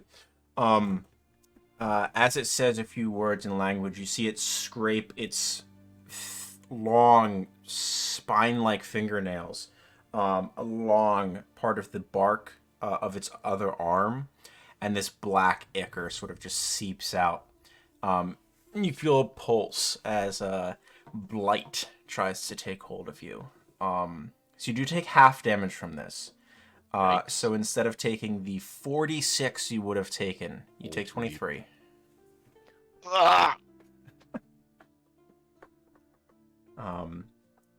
You do get an opportunity attack as well, Dunnan, as it's moving. Yes. Sprinting towards Hellerast and then No good. starting to move around the rock. It is going to use its bonus action because it cast a spell and backhand Hellerast with the Timber Bash. Well, that's just downright rude. Yeah, Hellerast, 23 to hit you. Yeah. Fuck him. 12 points of bludgeoning. 23? Yeah, that hits. Yeah, 12 points. Your Heavy Armor Master does not apply. It is considered a magical weapon. And that'll end its turn. You guys are starting to cut out. I'm trying to apart. Okay. What did the Spellfire Shortbow do to him? Did it do anything? 15 points of force damage. Yeah. Just 15 points of force damage? Okay. Yeah. It is now next to you. Hellerast's rounding the rock towards Willem.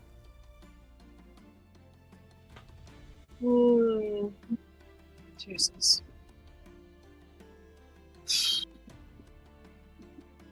Spellfire Shortbow again, I guess.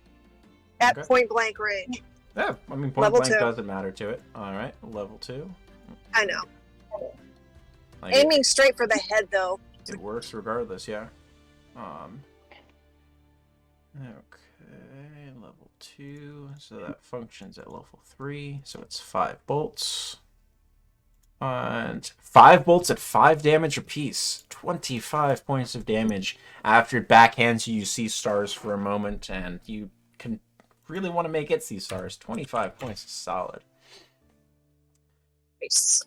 Okay. Okay, I'm going into a no signal section, so Okay. I'll Do you see. want... I'll hear about this in about 5 minutes. Sounds good. Do you want to stay next to it, or do you want to move? What do you do? I'll stay next to it. I don't want to have to Sounds good. deal with the thing. That'll- Can I bonus action pull Corin yet? Yeah, absolutely. I'll grab Corin onto the map. Okay. And roll the attack for Corin.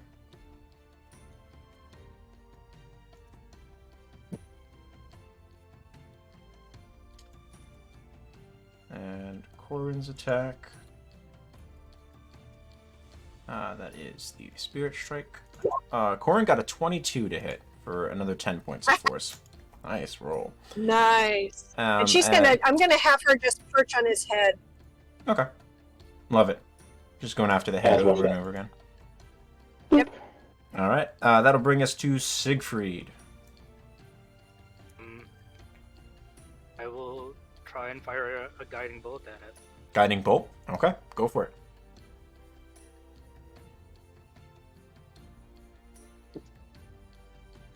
15 hit. 15 just misses. Okay. You got a few 15s so far. You gather you're nearly there, but no good on that. Which can shoot it. 17. 17 does connect. That is 9 points of radiant damage. It's looking rough. Although it does seem to be still healing from whatever you guys are doing to it. You're not sure how to try to prevent this so far. Anything else, Siegfried? Movement? No, I am just going to 1, 2, 3, 4, 5, 6. Just move towards Dunnan a little bit. Okay, towards Dunnan. That'll then bring us to Willem, as it's rounding the other side of the rock towards you, Willem. All right. That isn't looking at you. From here, I feel like I have a pretty direct view, right? Yeah. And seems like my last spell worked pretty well. So I'm going to cast it, but I'm going to upcast it if I can. So that gives you an extra bulk, correct? Yep. Sure, go for it. 24 hits. 11 does not. 17 does. Wah, wah, wah, Natural. wah. 2 hits.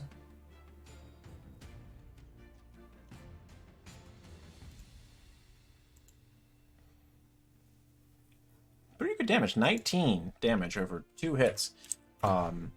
As they sort of impact hard and just ding, ding, and the others just hit parts of the armor and glance off. One of them hits the rocks nearby and sends a shower of sparks behind the thing as it's approaching, backlighting it to you. It looks to be in bad shape, but it looks pissed. Cool. We'll observe that from way the F over here. Sure. All right, that brings us to Aeolus. You are suffering from blind. Is this thing heavy enough that I could try to track its footsteps? You could certainly try. Give me this will be your action. Give me a perception check. 20. You know the direction that it traveled. Tell me, do you see the arrows on the map? I do. Okay, so you know it moved in that direction.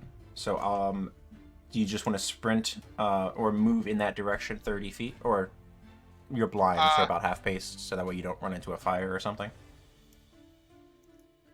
Yeah, Aeolus is aggravated at this point, feeling more useless than he usually does. Okay. Can I actually, just- your half pace is 20 feet. Can I just use like a reaction just to kind of like tap him on the shoulder to show that Siegfried is here as he's running by?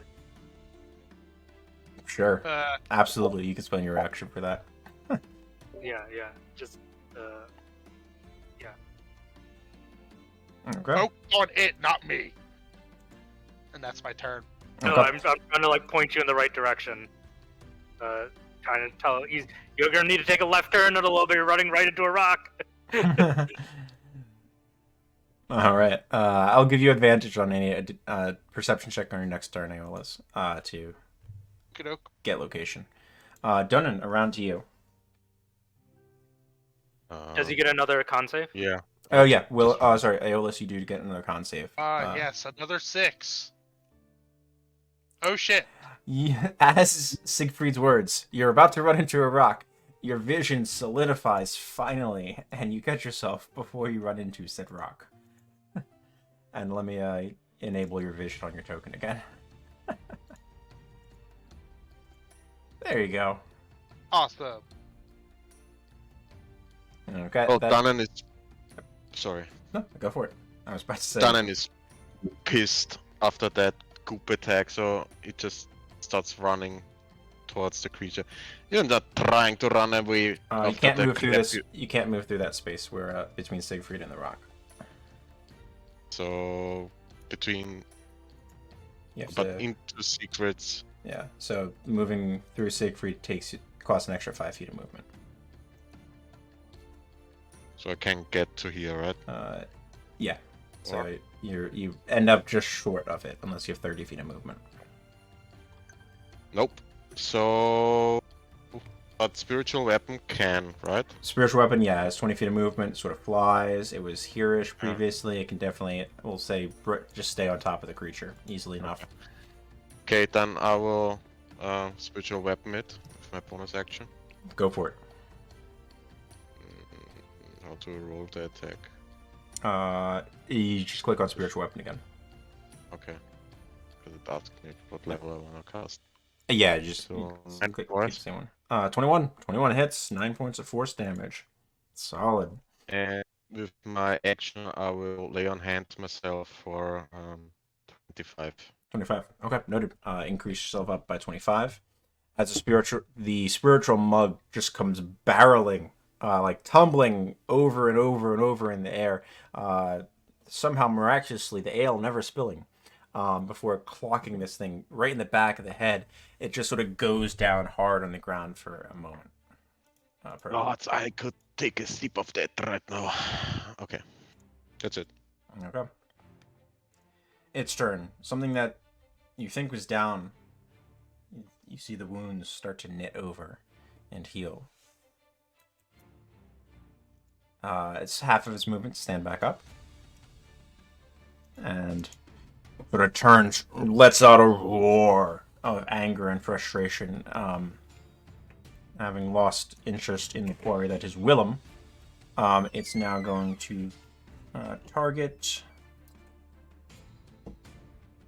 No. First up, it is going to step forwards and make a bash attack against you, Dunnan. Cool. That's going to be a 19 to hit you. Yes. 12 points of bludgeoning damage. And then you see it cast a spell on itself. So this is going to be at level 4. And you see more of its wounds knit over. As it benefits Dirty from bastard. cure wounds. And that'll bring us to Hellerest. One moment, let me take a look at her stat block.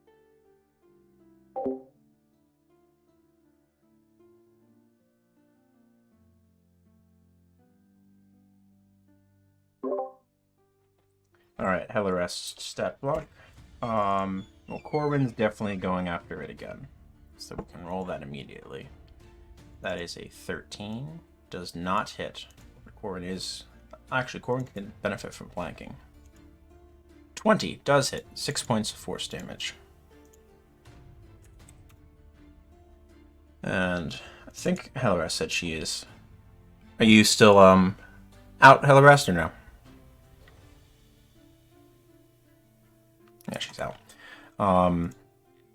Now that Corwin is summoned, let me double check her measurements. She can see all of you. Hellerest. Can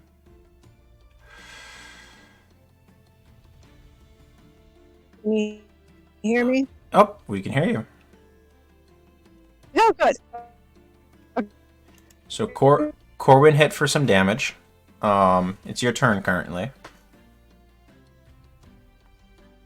You have healing spells. You have... Sorry, say again? How close am I to it? You're still next to it. Next to it? Okay. She's just gonna pull her hand axe out. Oh, no. That freaking mace thing. The Hurley? Yeah. Yeah, she's just gonna go ahead and see if she can get some damage on that. Okay. That's a... Alright, so that means you do drop your shield. Oh no, you had the bow, Yes. so you didn't have your shield in the first place anyway. So Right. that's totally fine. So you stow the bow. as your bonus, and pull out the Hurley and make an attack with that. That is a plus. Do you want to set up a flank with Dunnan? Yes. Okay. Give you a second roll in there. With the advantage, you get a 13. Unfortunately, not quite enough to connect. But you, Corwin, and Dunnan are now sort of setting up around this thing. Okay. All right. That'll bring us to Siegfried. So we're having a little trouble killing it right now. So Siegfried is going to try and figure out what's going on. He's going to use his action to cast Detect Magic on the level. Okay. And do I notice anything when I do that? Yes. Notice a few things. Firstly, the creature itself has an aura of transmutation on it, seemingly providing part of its protective features. So that's the first thing that you note. It doesn't seem to be the source of its regeneration, though. Secondly, you note the evocation that is its regeneration. It doesn't seem to be like a spell specifically, but it's a magical ability that it has. Other than that, you do not notice any specific magical things besides the fire next to you, which you recognize the source of. You've seen this previously. It's a continual flame spell. I'll just yell, down and drag his ass into the fire. You do recognize it has taken fire damage multiple times and still healed. Yeah, I'm just saying, but it will continuously hurt him if you put him in the fire. There you go. Maybe. But, can I do, like, any insight, I guess, to what may damage it? Make me an Arcana check with disadvantage. Just be the last thing you could do for your turn, because you did an action for Detect Magic. Yeah. A number of different damage types sort of range through your head of what you've effectively sort of ruled out so far. Force from the bow didn't do anything, or the Spirit Strike and Spiritual Weapon. Aeolus hasn't tagged it with electricity quite yet, but maybe that. Siegfried, you and Dunnan have both dealt radiant damage, and Willem has dealt fire. None of these have been effective at preventing this thing. You do recognize the type of creature for what it is. It is a troll of some variety.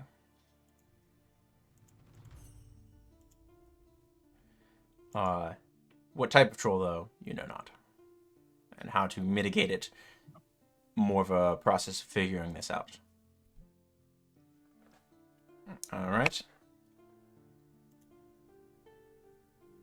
That'll bring us to Willem. I'll just yell out to Willem, try hit it with acid if you can.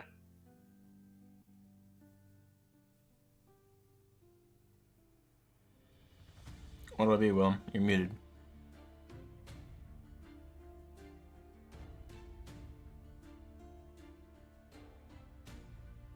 Willem? Are you there, Willem? Knock, knock. Who's there? Is it Willem? Sorry, I ran to the restroom. Copy it. So last I gathered, we were trying to figure out what would damage it. Yeah, so everything seems to damage it. It doesn't seem to be particularly resistant to anything that you've dealt.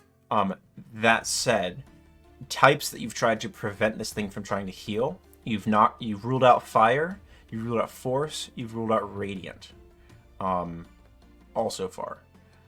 You've have yet to hit it with lightning, although Aeolus just got his vision back, and a number of other types.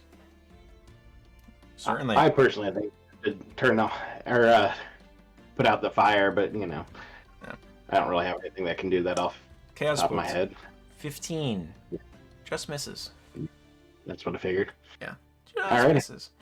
That's what I got. Unfortunate. Any movement or bonus? Nah, I'm gonna stay up here. Stay back. Alright, that brings us to Aeolus then.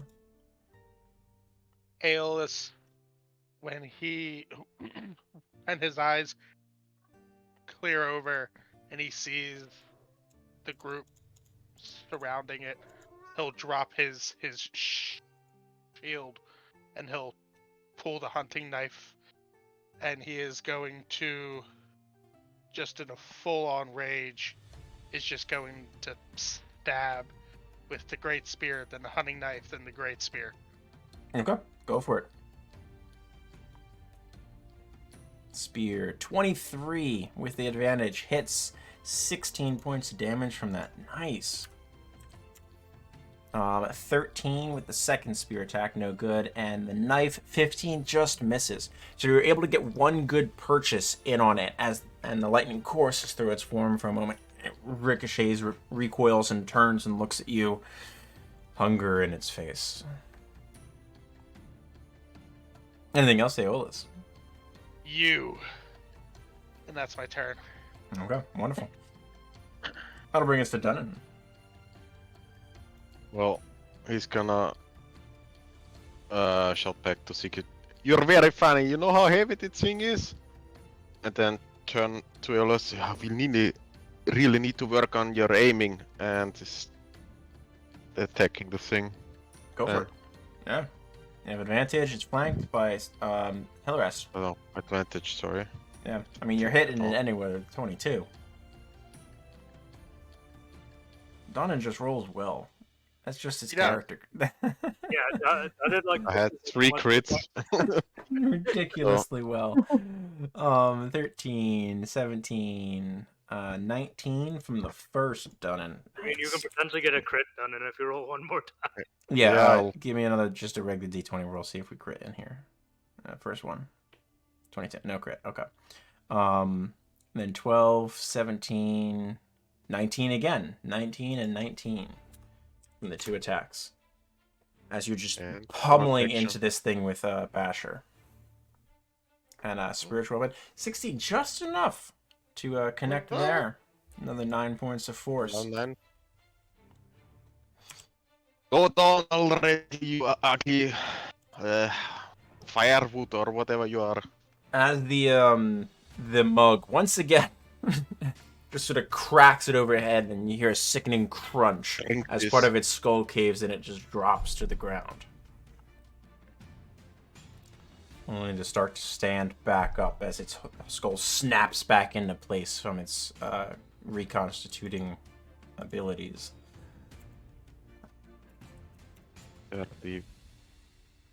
Fuck. And it is going to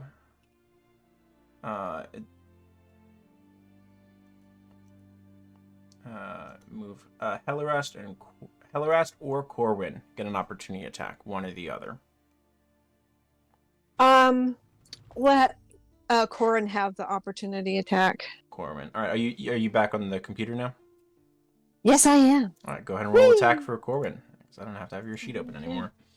Because it takes your reaction to allow Corwin to make the opportunity attack. Right.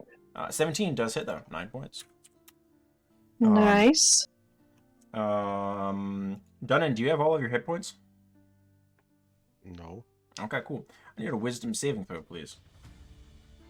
And I also get the opportunity attack, right? You do, yes. Wisdom. Yes. Right. 27 will hit. Nice. 12, 13, 14, 15. Okay. You save. So you do take half damage from this, Dunnan. You take 11 points of necrotic damage, down from 23. As it just sort of focuses you and tries to sort of squish you with some type of magical ability. You really have the hots for me, it seems. And then it's going to try to Timber Bash Aeolus. Aeolus, that's 25 to hit you. Yep. 10 points of bludgeoning damage to you.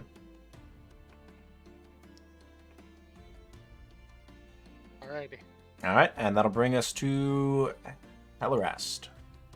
Siegfried on deck. So Corin has given him 9 points of damage. And he doesn't take Radiant Will, does he?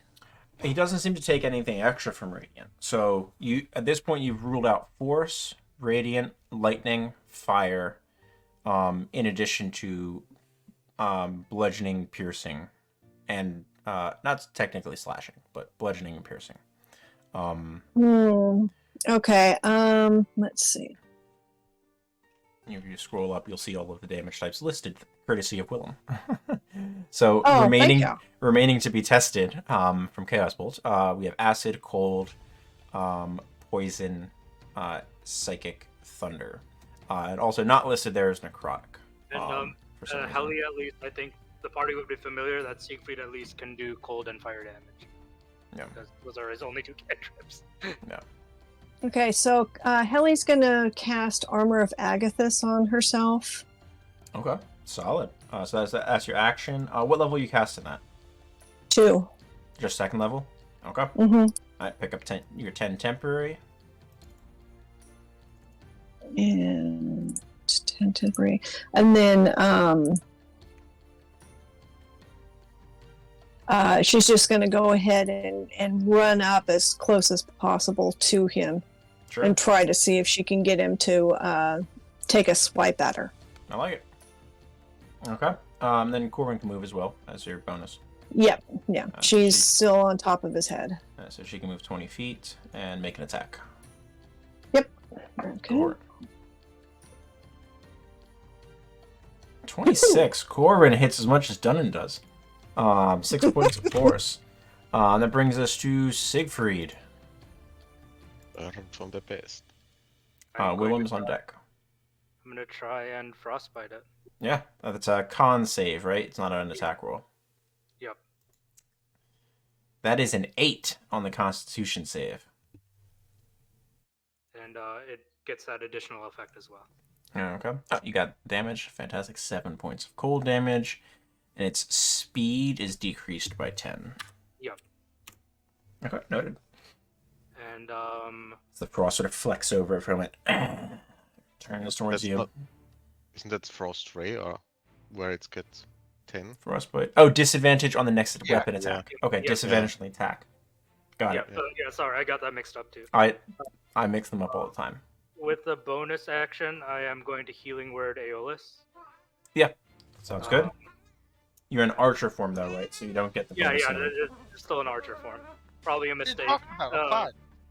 Fine. But I can't change out of it because I don't have wild shapes left. Anyways, You should have wild shapes left. the wild companion used one. Ah, wild companion burnt one. Got it. Well, Yeah. let me see. Nope, If I- you're right. You only have 2. Yeah. It, I don't it's think- it's 2 until you're level 20. Yeah. I don't think.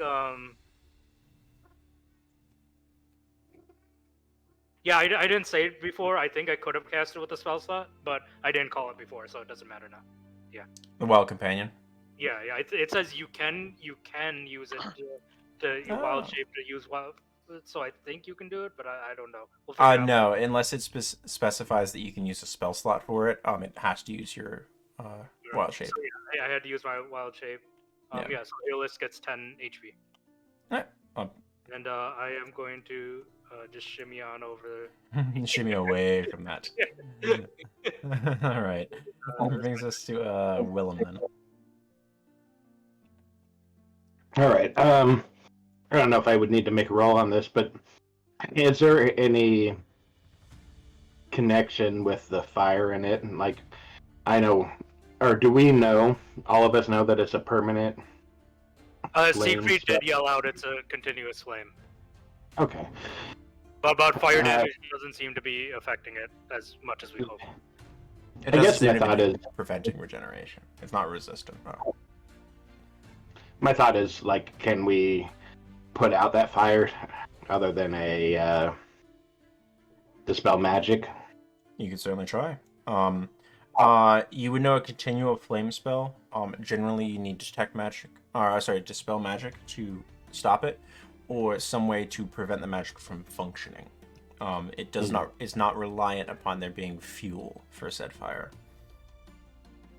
I was thinking about trying When to Siegfried it did around. detect magic, there didn't appear to be a direct connection between the flame and the troll, right? No, you recognize. No, it's not like there's a tether of magic connecting them that you saw. Okay. All right. Well, there goes that idea. Instead,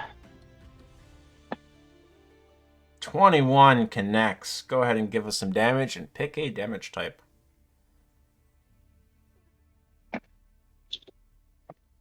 Sevens. That's a ricochet. of course, Each Yeah, the target to a have different to target be of your able to choice. Pick another target, sir. ugh, So it's psychic damage, notably. Let's go. Who would you like to target with your next chaos bolt? Corwin, I guess. Corwin, got it. Go for an attack roll with the chaos bolt against Corwin. 11. Don't believe hits Corwin. Corwin's AC is 13. Look at that. Got lucky there, I guess. Yeah. But yeah, 16 What the points hell? of psychic. The first time the spell is bounced, and of course there's nobody There's else. no second enemy. Oh my. Of course. 14 points. As you sort of strike it, side of the jaw, it just sort of goes rigor mortis for a moment and like topples backwards, flat onto the ground, unmoving. This is around Aeolus. Not moving at the moment. Alrighty. Aeolus is going to he's gonna lean backwards and he's gonna hop onto this rock and he's gonna use his action to cast Levitate on the rock. Levitate on the rock. Okay. Cool. Make me an acrobatics check. Gonna go great. Fine. Balance, no problem. So you raise up 20 feet, correct? 30 feet. 20 I feet. think it's 20. Okay. So that is 4 squares up. Okay. Say you're right there now, but you're now 20 feet in the air on this sort of oblong rock. Alrighty.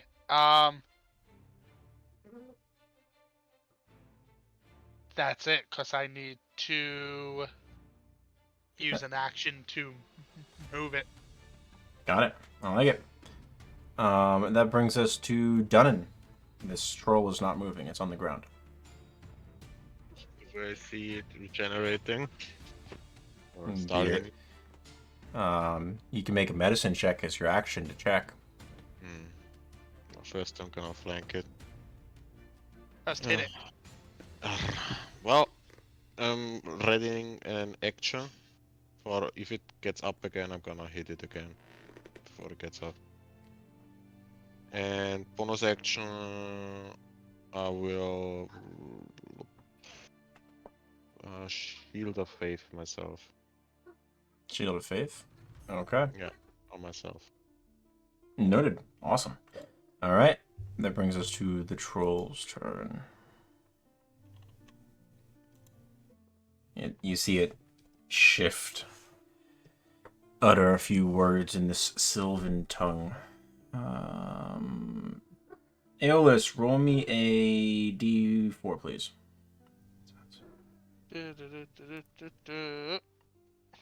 Against odds. Dunnan. I need a... What save is this? Really like, Wisdom saving throw, please. of course.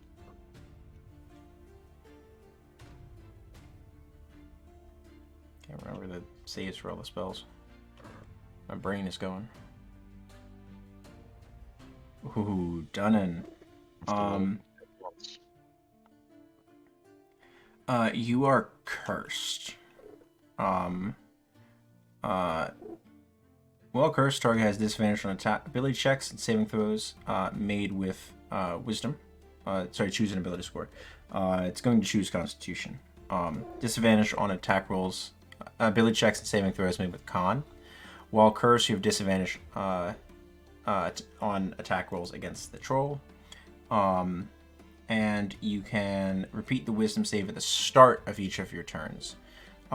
If you fail the save, you do nothing with your action. It's wasted.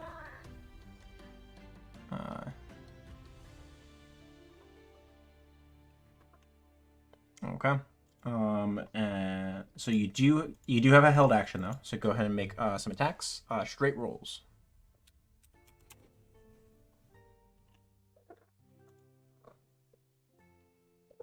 Natural 1, no good. There's some way to make that a miss. And then 23 hits. 11, 16, 18 points of damage. As it clambers to its feet, some of its movement spent. Seeing that its spell has taken hold upon you, it is going to Timber Bash you, Dunnan. Does a 21 hit you with Shield of Faith up? Yes. Okay. You take 11 bludgeoning, plus 7 points of necrotic. So, 18 total. And then it's getting a little woozy. And that'll then bring us to Hellerest. The creature is going to sort of...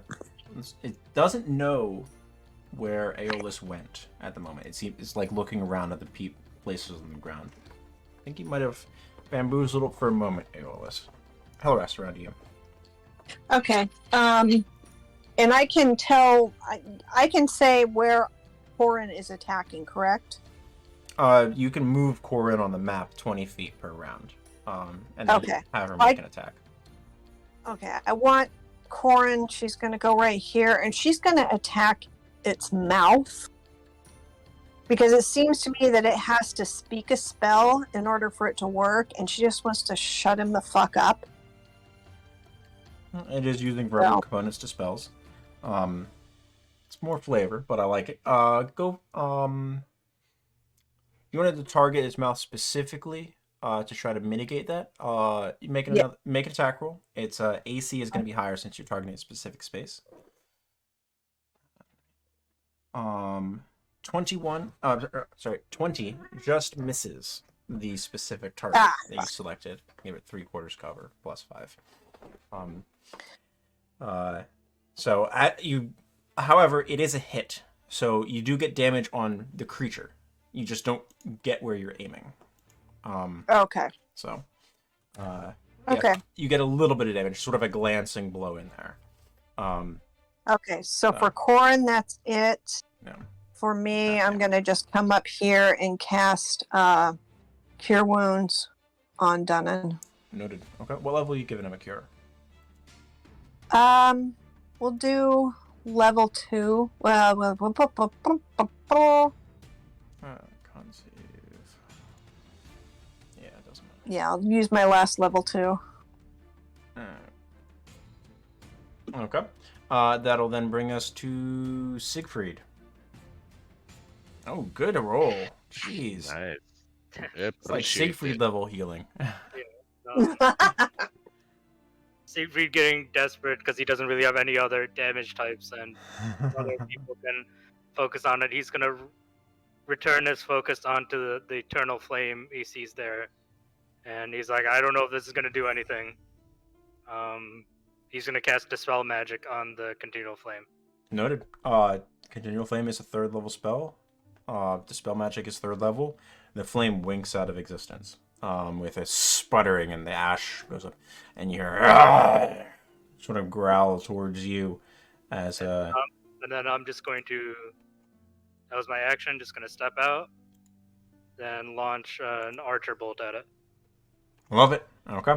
Go ahead and make the attack roll. 18 hits, 12 points of radiant. This thing is continuously haggard. How terribly by the group of you. It's just stitching itself back together, whatever this is, and it is. You swear it's been on death's door for rounds at this point. Anything else, Siegfried? No, just shuffle back over here. Okay, that brings us to Willem. What'll it be, sir? You've ruled out psychic at this point as well.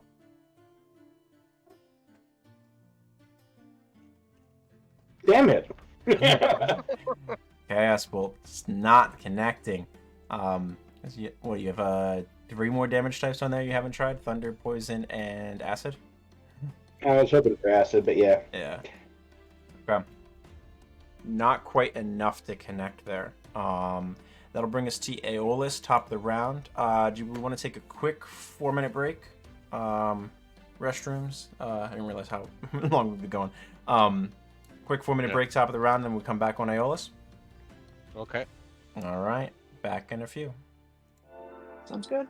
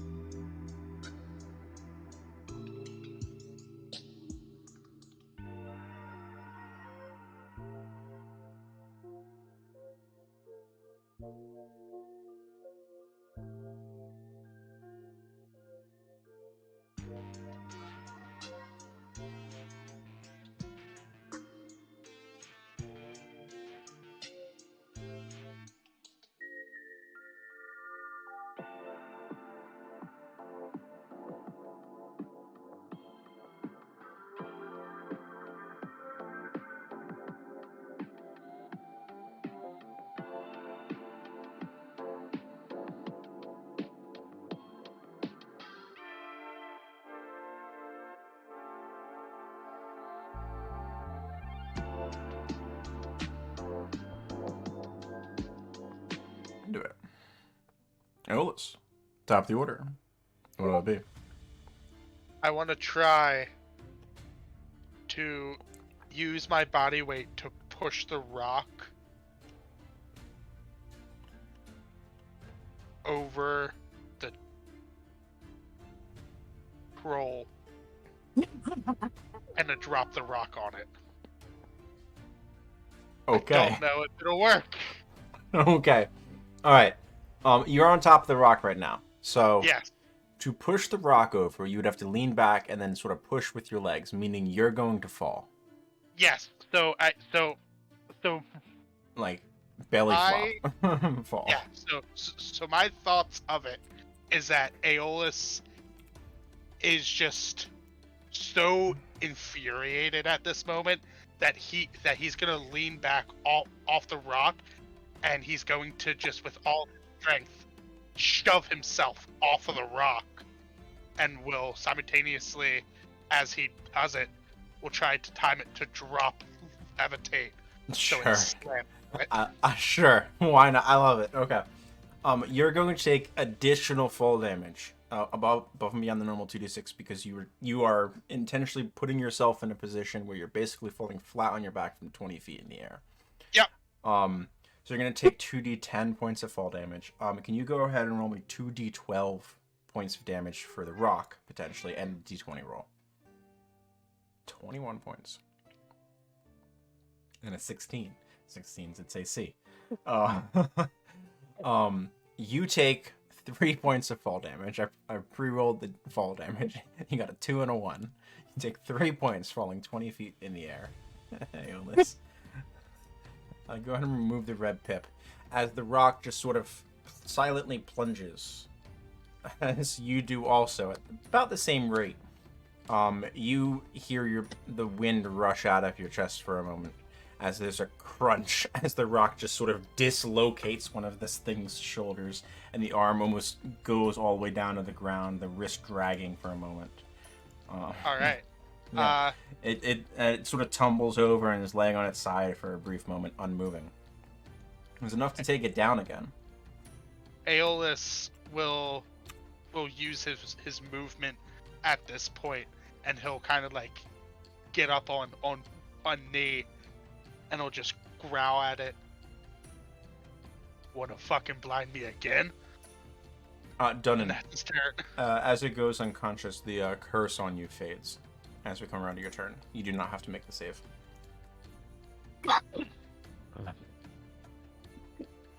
What up, Just for gonna your turn hack that it. Usually they stay dead if they bash their heads. Just attacks it. Yeah, go for Yes, it. not idea. Yeah.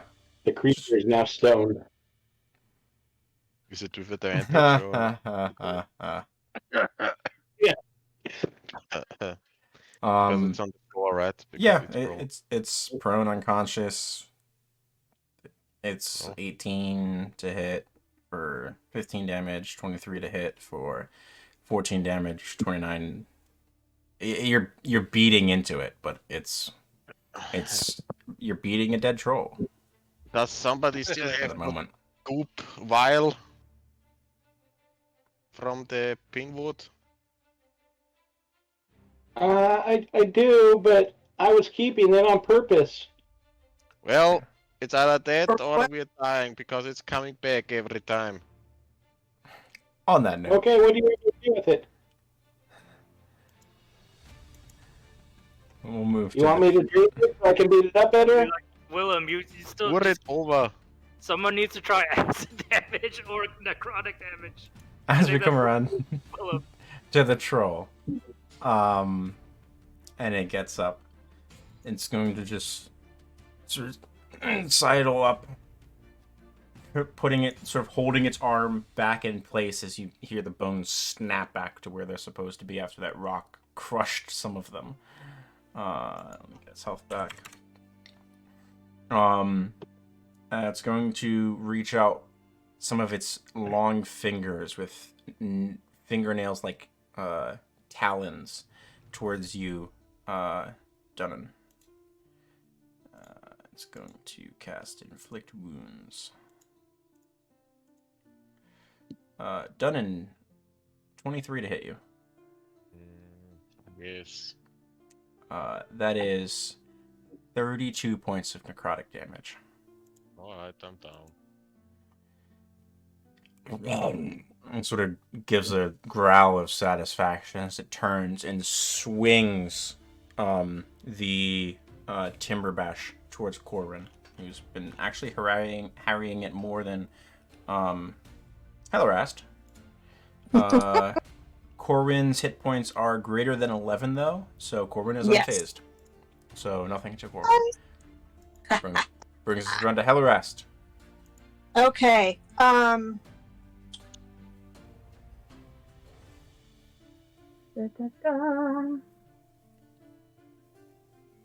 If I cast the Earrings of Shattering, does it hit everybody around me? Will it hit Dunnan and Aeolus too? Shatter is a 10-foot radius. So you'd pick an apex of square. So such as this. And also, if Heli is thinking of force damage, you've already done force damage. Earrings of Shatter is a thunder damage, correct? Thunder damage. Oh, We haven't tried it yet. Yeah. Okay, so Hellerast will move here and hit it with the thunder with the. You don't want to Earrings of be Shatter. you don't want to be there. You pick a spot with Shatter. Okay. Yeah. Yeah, No. so if she stands here, Yeah, you can stay in the same She's spot up and then here. pick the location that you're targeting. Okay. Well, then I'm gonna pick the troll. Yeah. So because you pick the source, pardon me, of the spell. Okay. Okay. So right there, troll, get it. Shatter is a con save. Just the earring is set at DC. 15. 15. It fails with a 10. Shatter is a second level spell. Go ahead and I believe it's 3d8. Go ahead and roll that for me.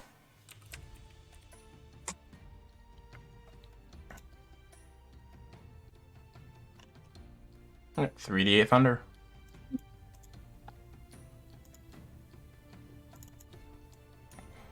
Uh, 15 points of thunder damage. I'm still in the measuring tool. There we go. As the creature sort of buffeted by this explosion of energy next to it, it takes full damage. Everything else, Hellerast. Born again. Alright, bonus action. Corwin swipes at it. 13, no good. Corwin sort of was aiming for the same location, and then the thunder, as it sort of recoiled from that, means Corwin just hits bark armor. That brings us Yep. around to Siegfried. going to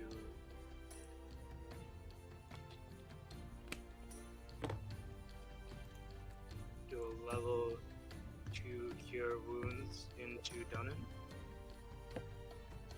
Try to kill one dwarf, and everyone's got to keep him alive. Gosh. Everyone's Try favorite. to shoot an arrow at him. Yeah, go for it. Miss. 14, no good. No. Just barely.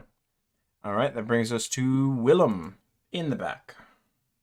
You said we need to hit it with spells that make it dead or acidy?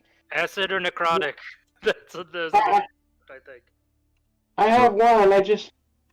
I'm sorry. I'm sorry, Dunnan and Hellerast. I'm gonna have to target you as well. Go ahead. Okay. So I'm assuming you're targeting the troll as the first creature. Yeah, Alright. but I'm gonna drop concentration immediately after I hit it. Nice. Okay. Okay.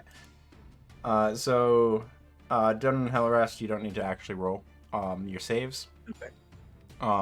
It just needs to make a dex save for 37 necrotic damage. I like that spell. It does pass with a 19. Actually rolled really well for a +1 dex. But it does take half damage. So half of 37 is going to be 15, 18. Yep. Right? Yeah. Okay. Yeah. As Parrish sort of takes hold, would you like to describe what it looks like, Willem?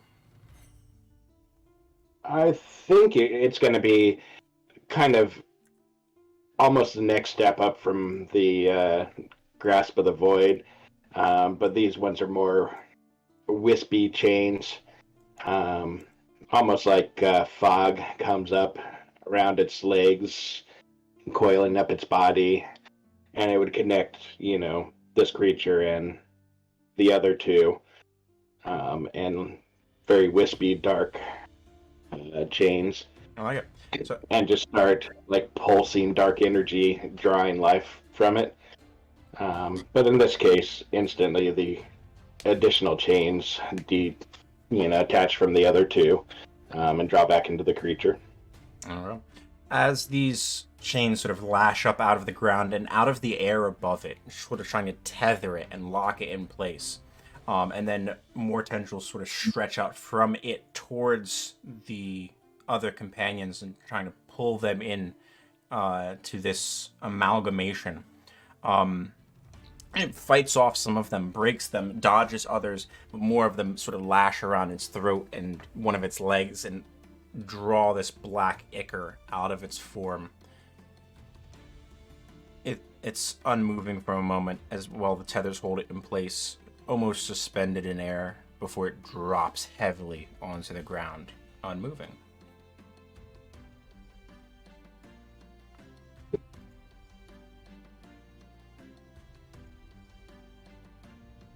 Okay, that brings us to Aeolus. Is it dead? Aeolus is going to, as a bonus action,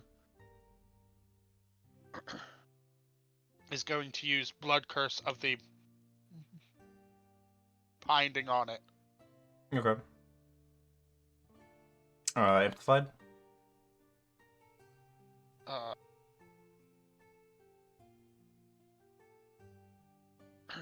And I am going to amplify it. Sure. Take some damage. And then I'm going to strike it twice. Stab it over and over again. Yeah. Okay. Brings us to Dawn. You're conscious again after being brought back from the brink by Siegfried. Prone. The creature's on the ground. He's getting the fuck away from it for now. Sure. No opportunity attack, it's down. I need some rest. My arms are heavy. I assume you stand back up as part of your turn. Yeah. Okay. Noted. Yes. So, just to here. I mean, you could dash if you wanted to. Oh, bitch. That brings us Give me- to A few seconds. the troll. As you wait, breaths drawn, does not stand back up. Seems like necrotic was the key there. That's going to take the group of you out of initiative.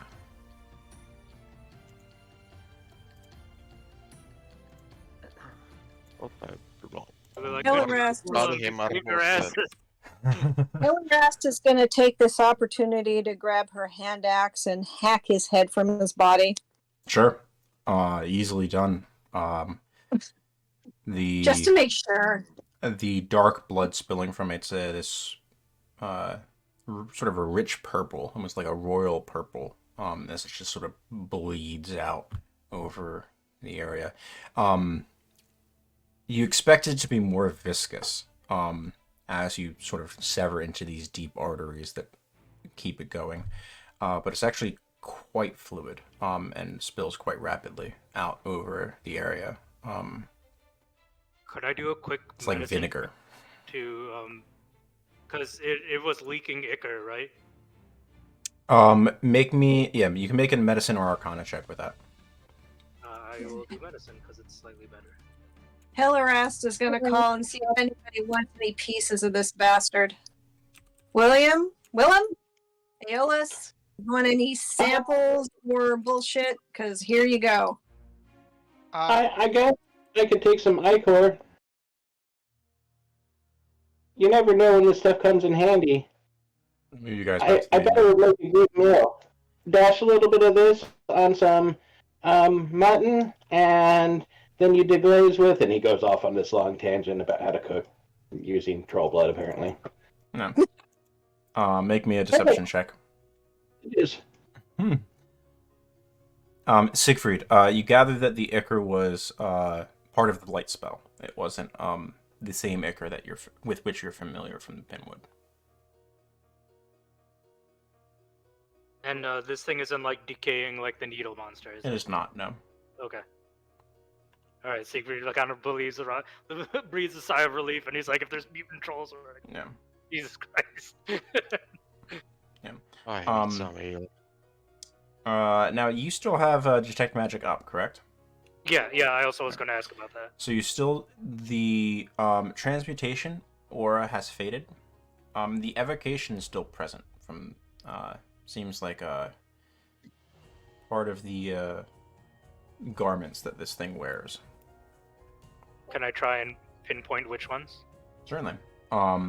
After a moment of searching, the belt that this thing carries bears an enchantment upon it. And that's an evocation one? Yeah, the moment it just has evocation on it. Sure. Siegfried would grab it and hold on to it for now until we can get it identified. Did you like my new spell, by the way? You remember that book that you told me not to take? I read it, and that's how I learned it. Well, I regret yelling at you, Willem. You saved our asses. Yeah, you shouldn't yell at me. I helped you. I'm still gonna yell at you. If you yell at me, I'm going to have Dunnan beat you up. Right, Dunnan? Hey, Willem, you want this head? No, that's gross. Okay. I don't cook brains. Hillerask, We could maybe- since there's no trees around, she's just going to put the head up on the top of a tall rock as kind of like a warning. And then she's going to go start looting those other packs. Certainly. I mean, I could get some punches off, and maybe we could, bring it back, and I could grind it up and make sausage, but... No, this would be more like a trophy. I'm not eating trolls. Oh, yeah, that's gross. Spencer, is there anything I should put for the identified belt in my Just put troll belt. Okay. Actually, you know what? We're going to see orcs. Helly is going to keep the head. Because Okay. it may be a good bargaining chip or some other introduction. Sure. Well, I mean, this could be a good place to rest, but I don't think anything else would want to stay here, but maybe we should check it out better first. Loot the We don't packs. want anything else opening their eyes. Like, what about that rock? Or Okay. that piece of wood, or... I could at the very least use a short rest. Yeah. Aeolus is just on top of the fallen body, just stabbing at it continuously. Yeah, stab away. Yeah, I'm it's gonna like- use Stab, tag stab, towards stab, the stab, castle. point.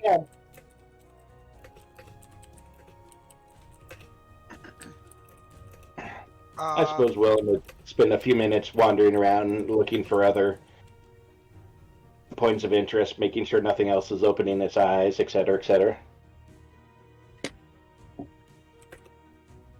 Certainly.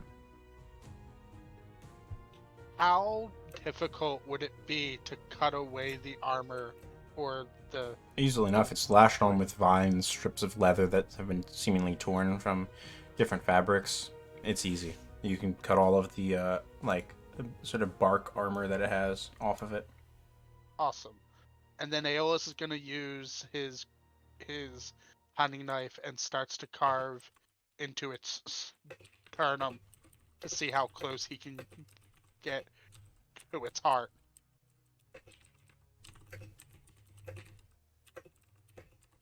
Easily enough. Make me a survival check.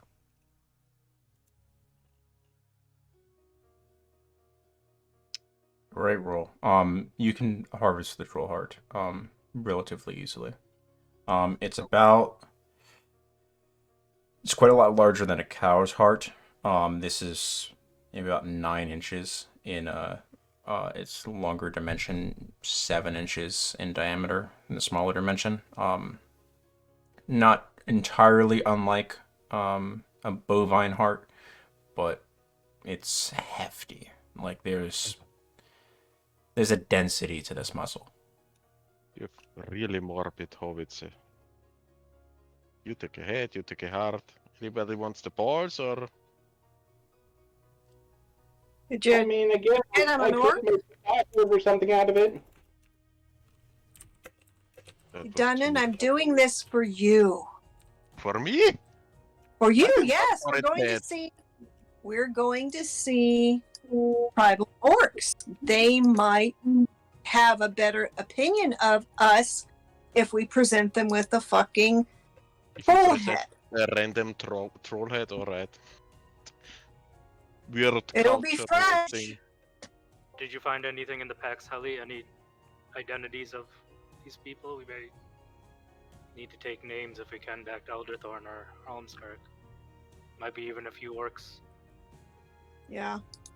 I don't think it's gonna be fresh when we reach the orcs, but alright. Well, it's not like we bought it at a shop. We can Really? boil it What when is that, we Bob? make camp. Don't worry. So, is there Well, anything in the I'm pack, sure. Spencer? In the packs, there are. There's a lot of moldy rations, supplies.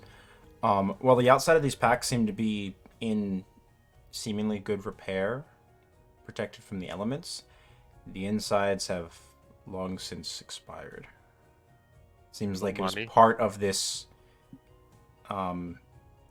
trap that this creature used to lure in prey. If there's nothing valuable, Siegfried will just destroy the packs with Produce Flame, so no one else will be attracted to this area. You are able to do so, yeah. And yeah, I'm glad I put the Eternal Flame out, because, yeah.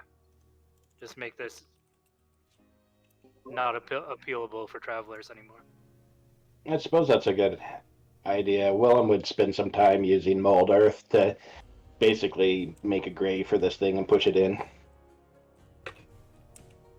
Okay. Sounds good. So you guys are taking the short rest here? Yep. Correct? Yep. Okay. You can go ahead and roll your hit dice if you'd like to. Additionally, one of you can attempt to discern what properties the belt has. Whoever would like to attempt to do so can make me an Arcana check, or you can just attempt to risk attuning to it if you would like to. If it is attunable. Ooh. I'll attune to it. No, no, I'm not letting you have this, Willem. Just take a look at it, dude. Come on, you've read something in your book. Anybody want to help me with an Arcana check? It's not something that you're gonna be able to benefit from help on. Yeah. Because it's more about recognizing specific things with information that you've already encountered. 14. That's actually good enough though. At the end of the hour, you identify this. It's known as a moss-hide troll belt. While wearing this belt and attuned to it, you gain the following benefits.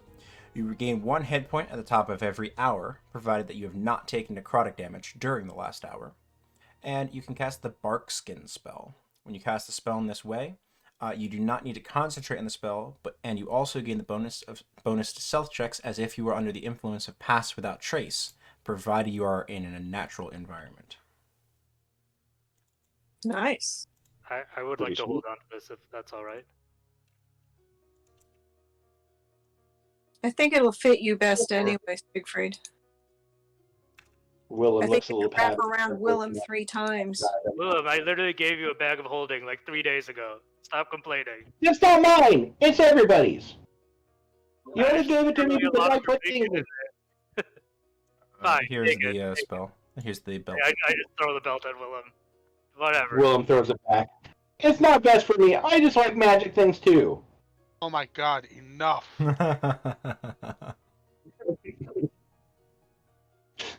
Now you see why Willem doesn't stay around all of his siblings. Aeolus will Maybe we should go back and hire on number 2. Aeolus will walk over to Willem, will take the bloody mad dog patch and will throw it at its feet.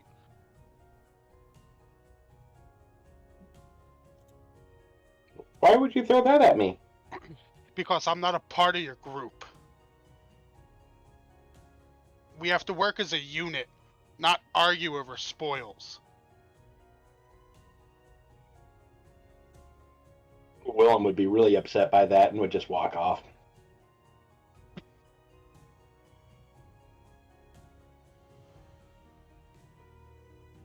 The reason I don't want kids.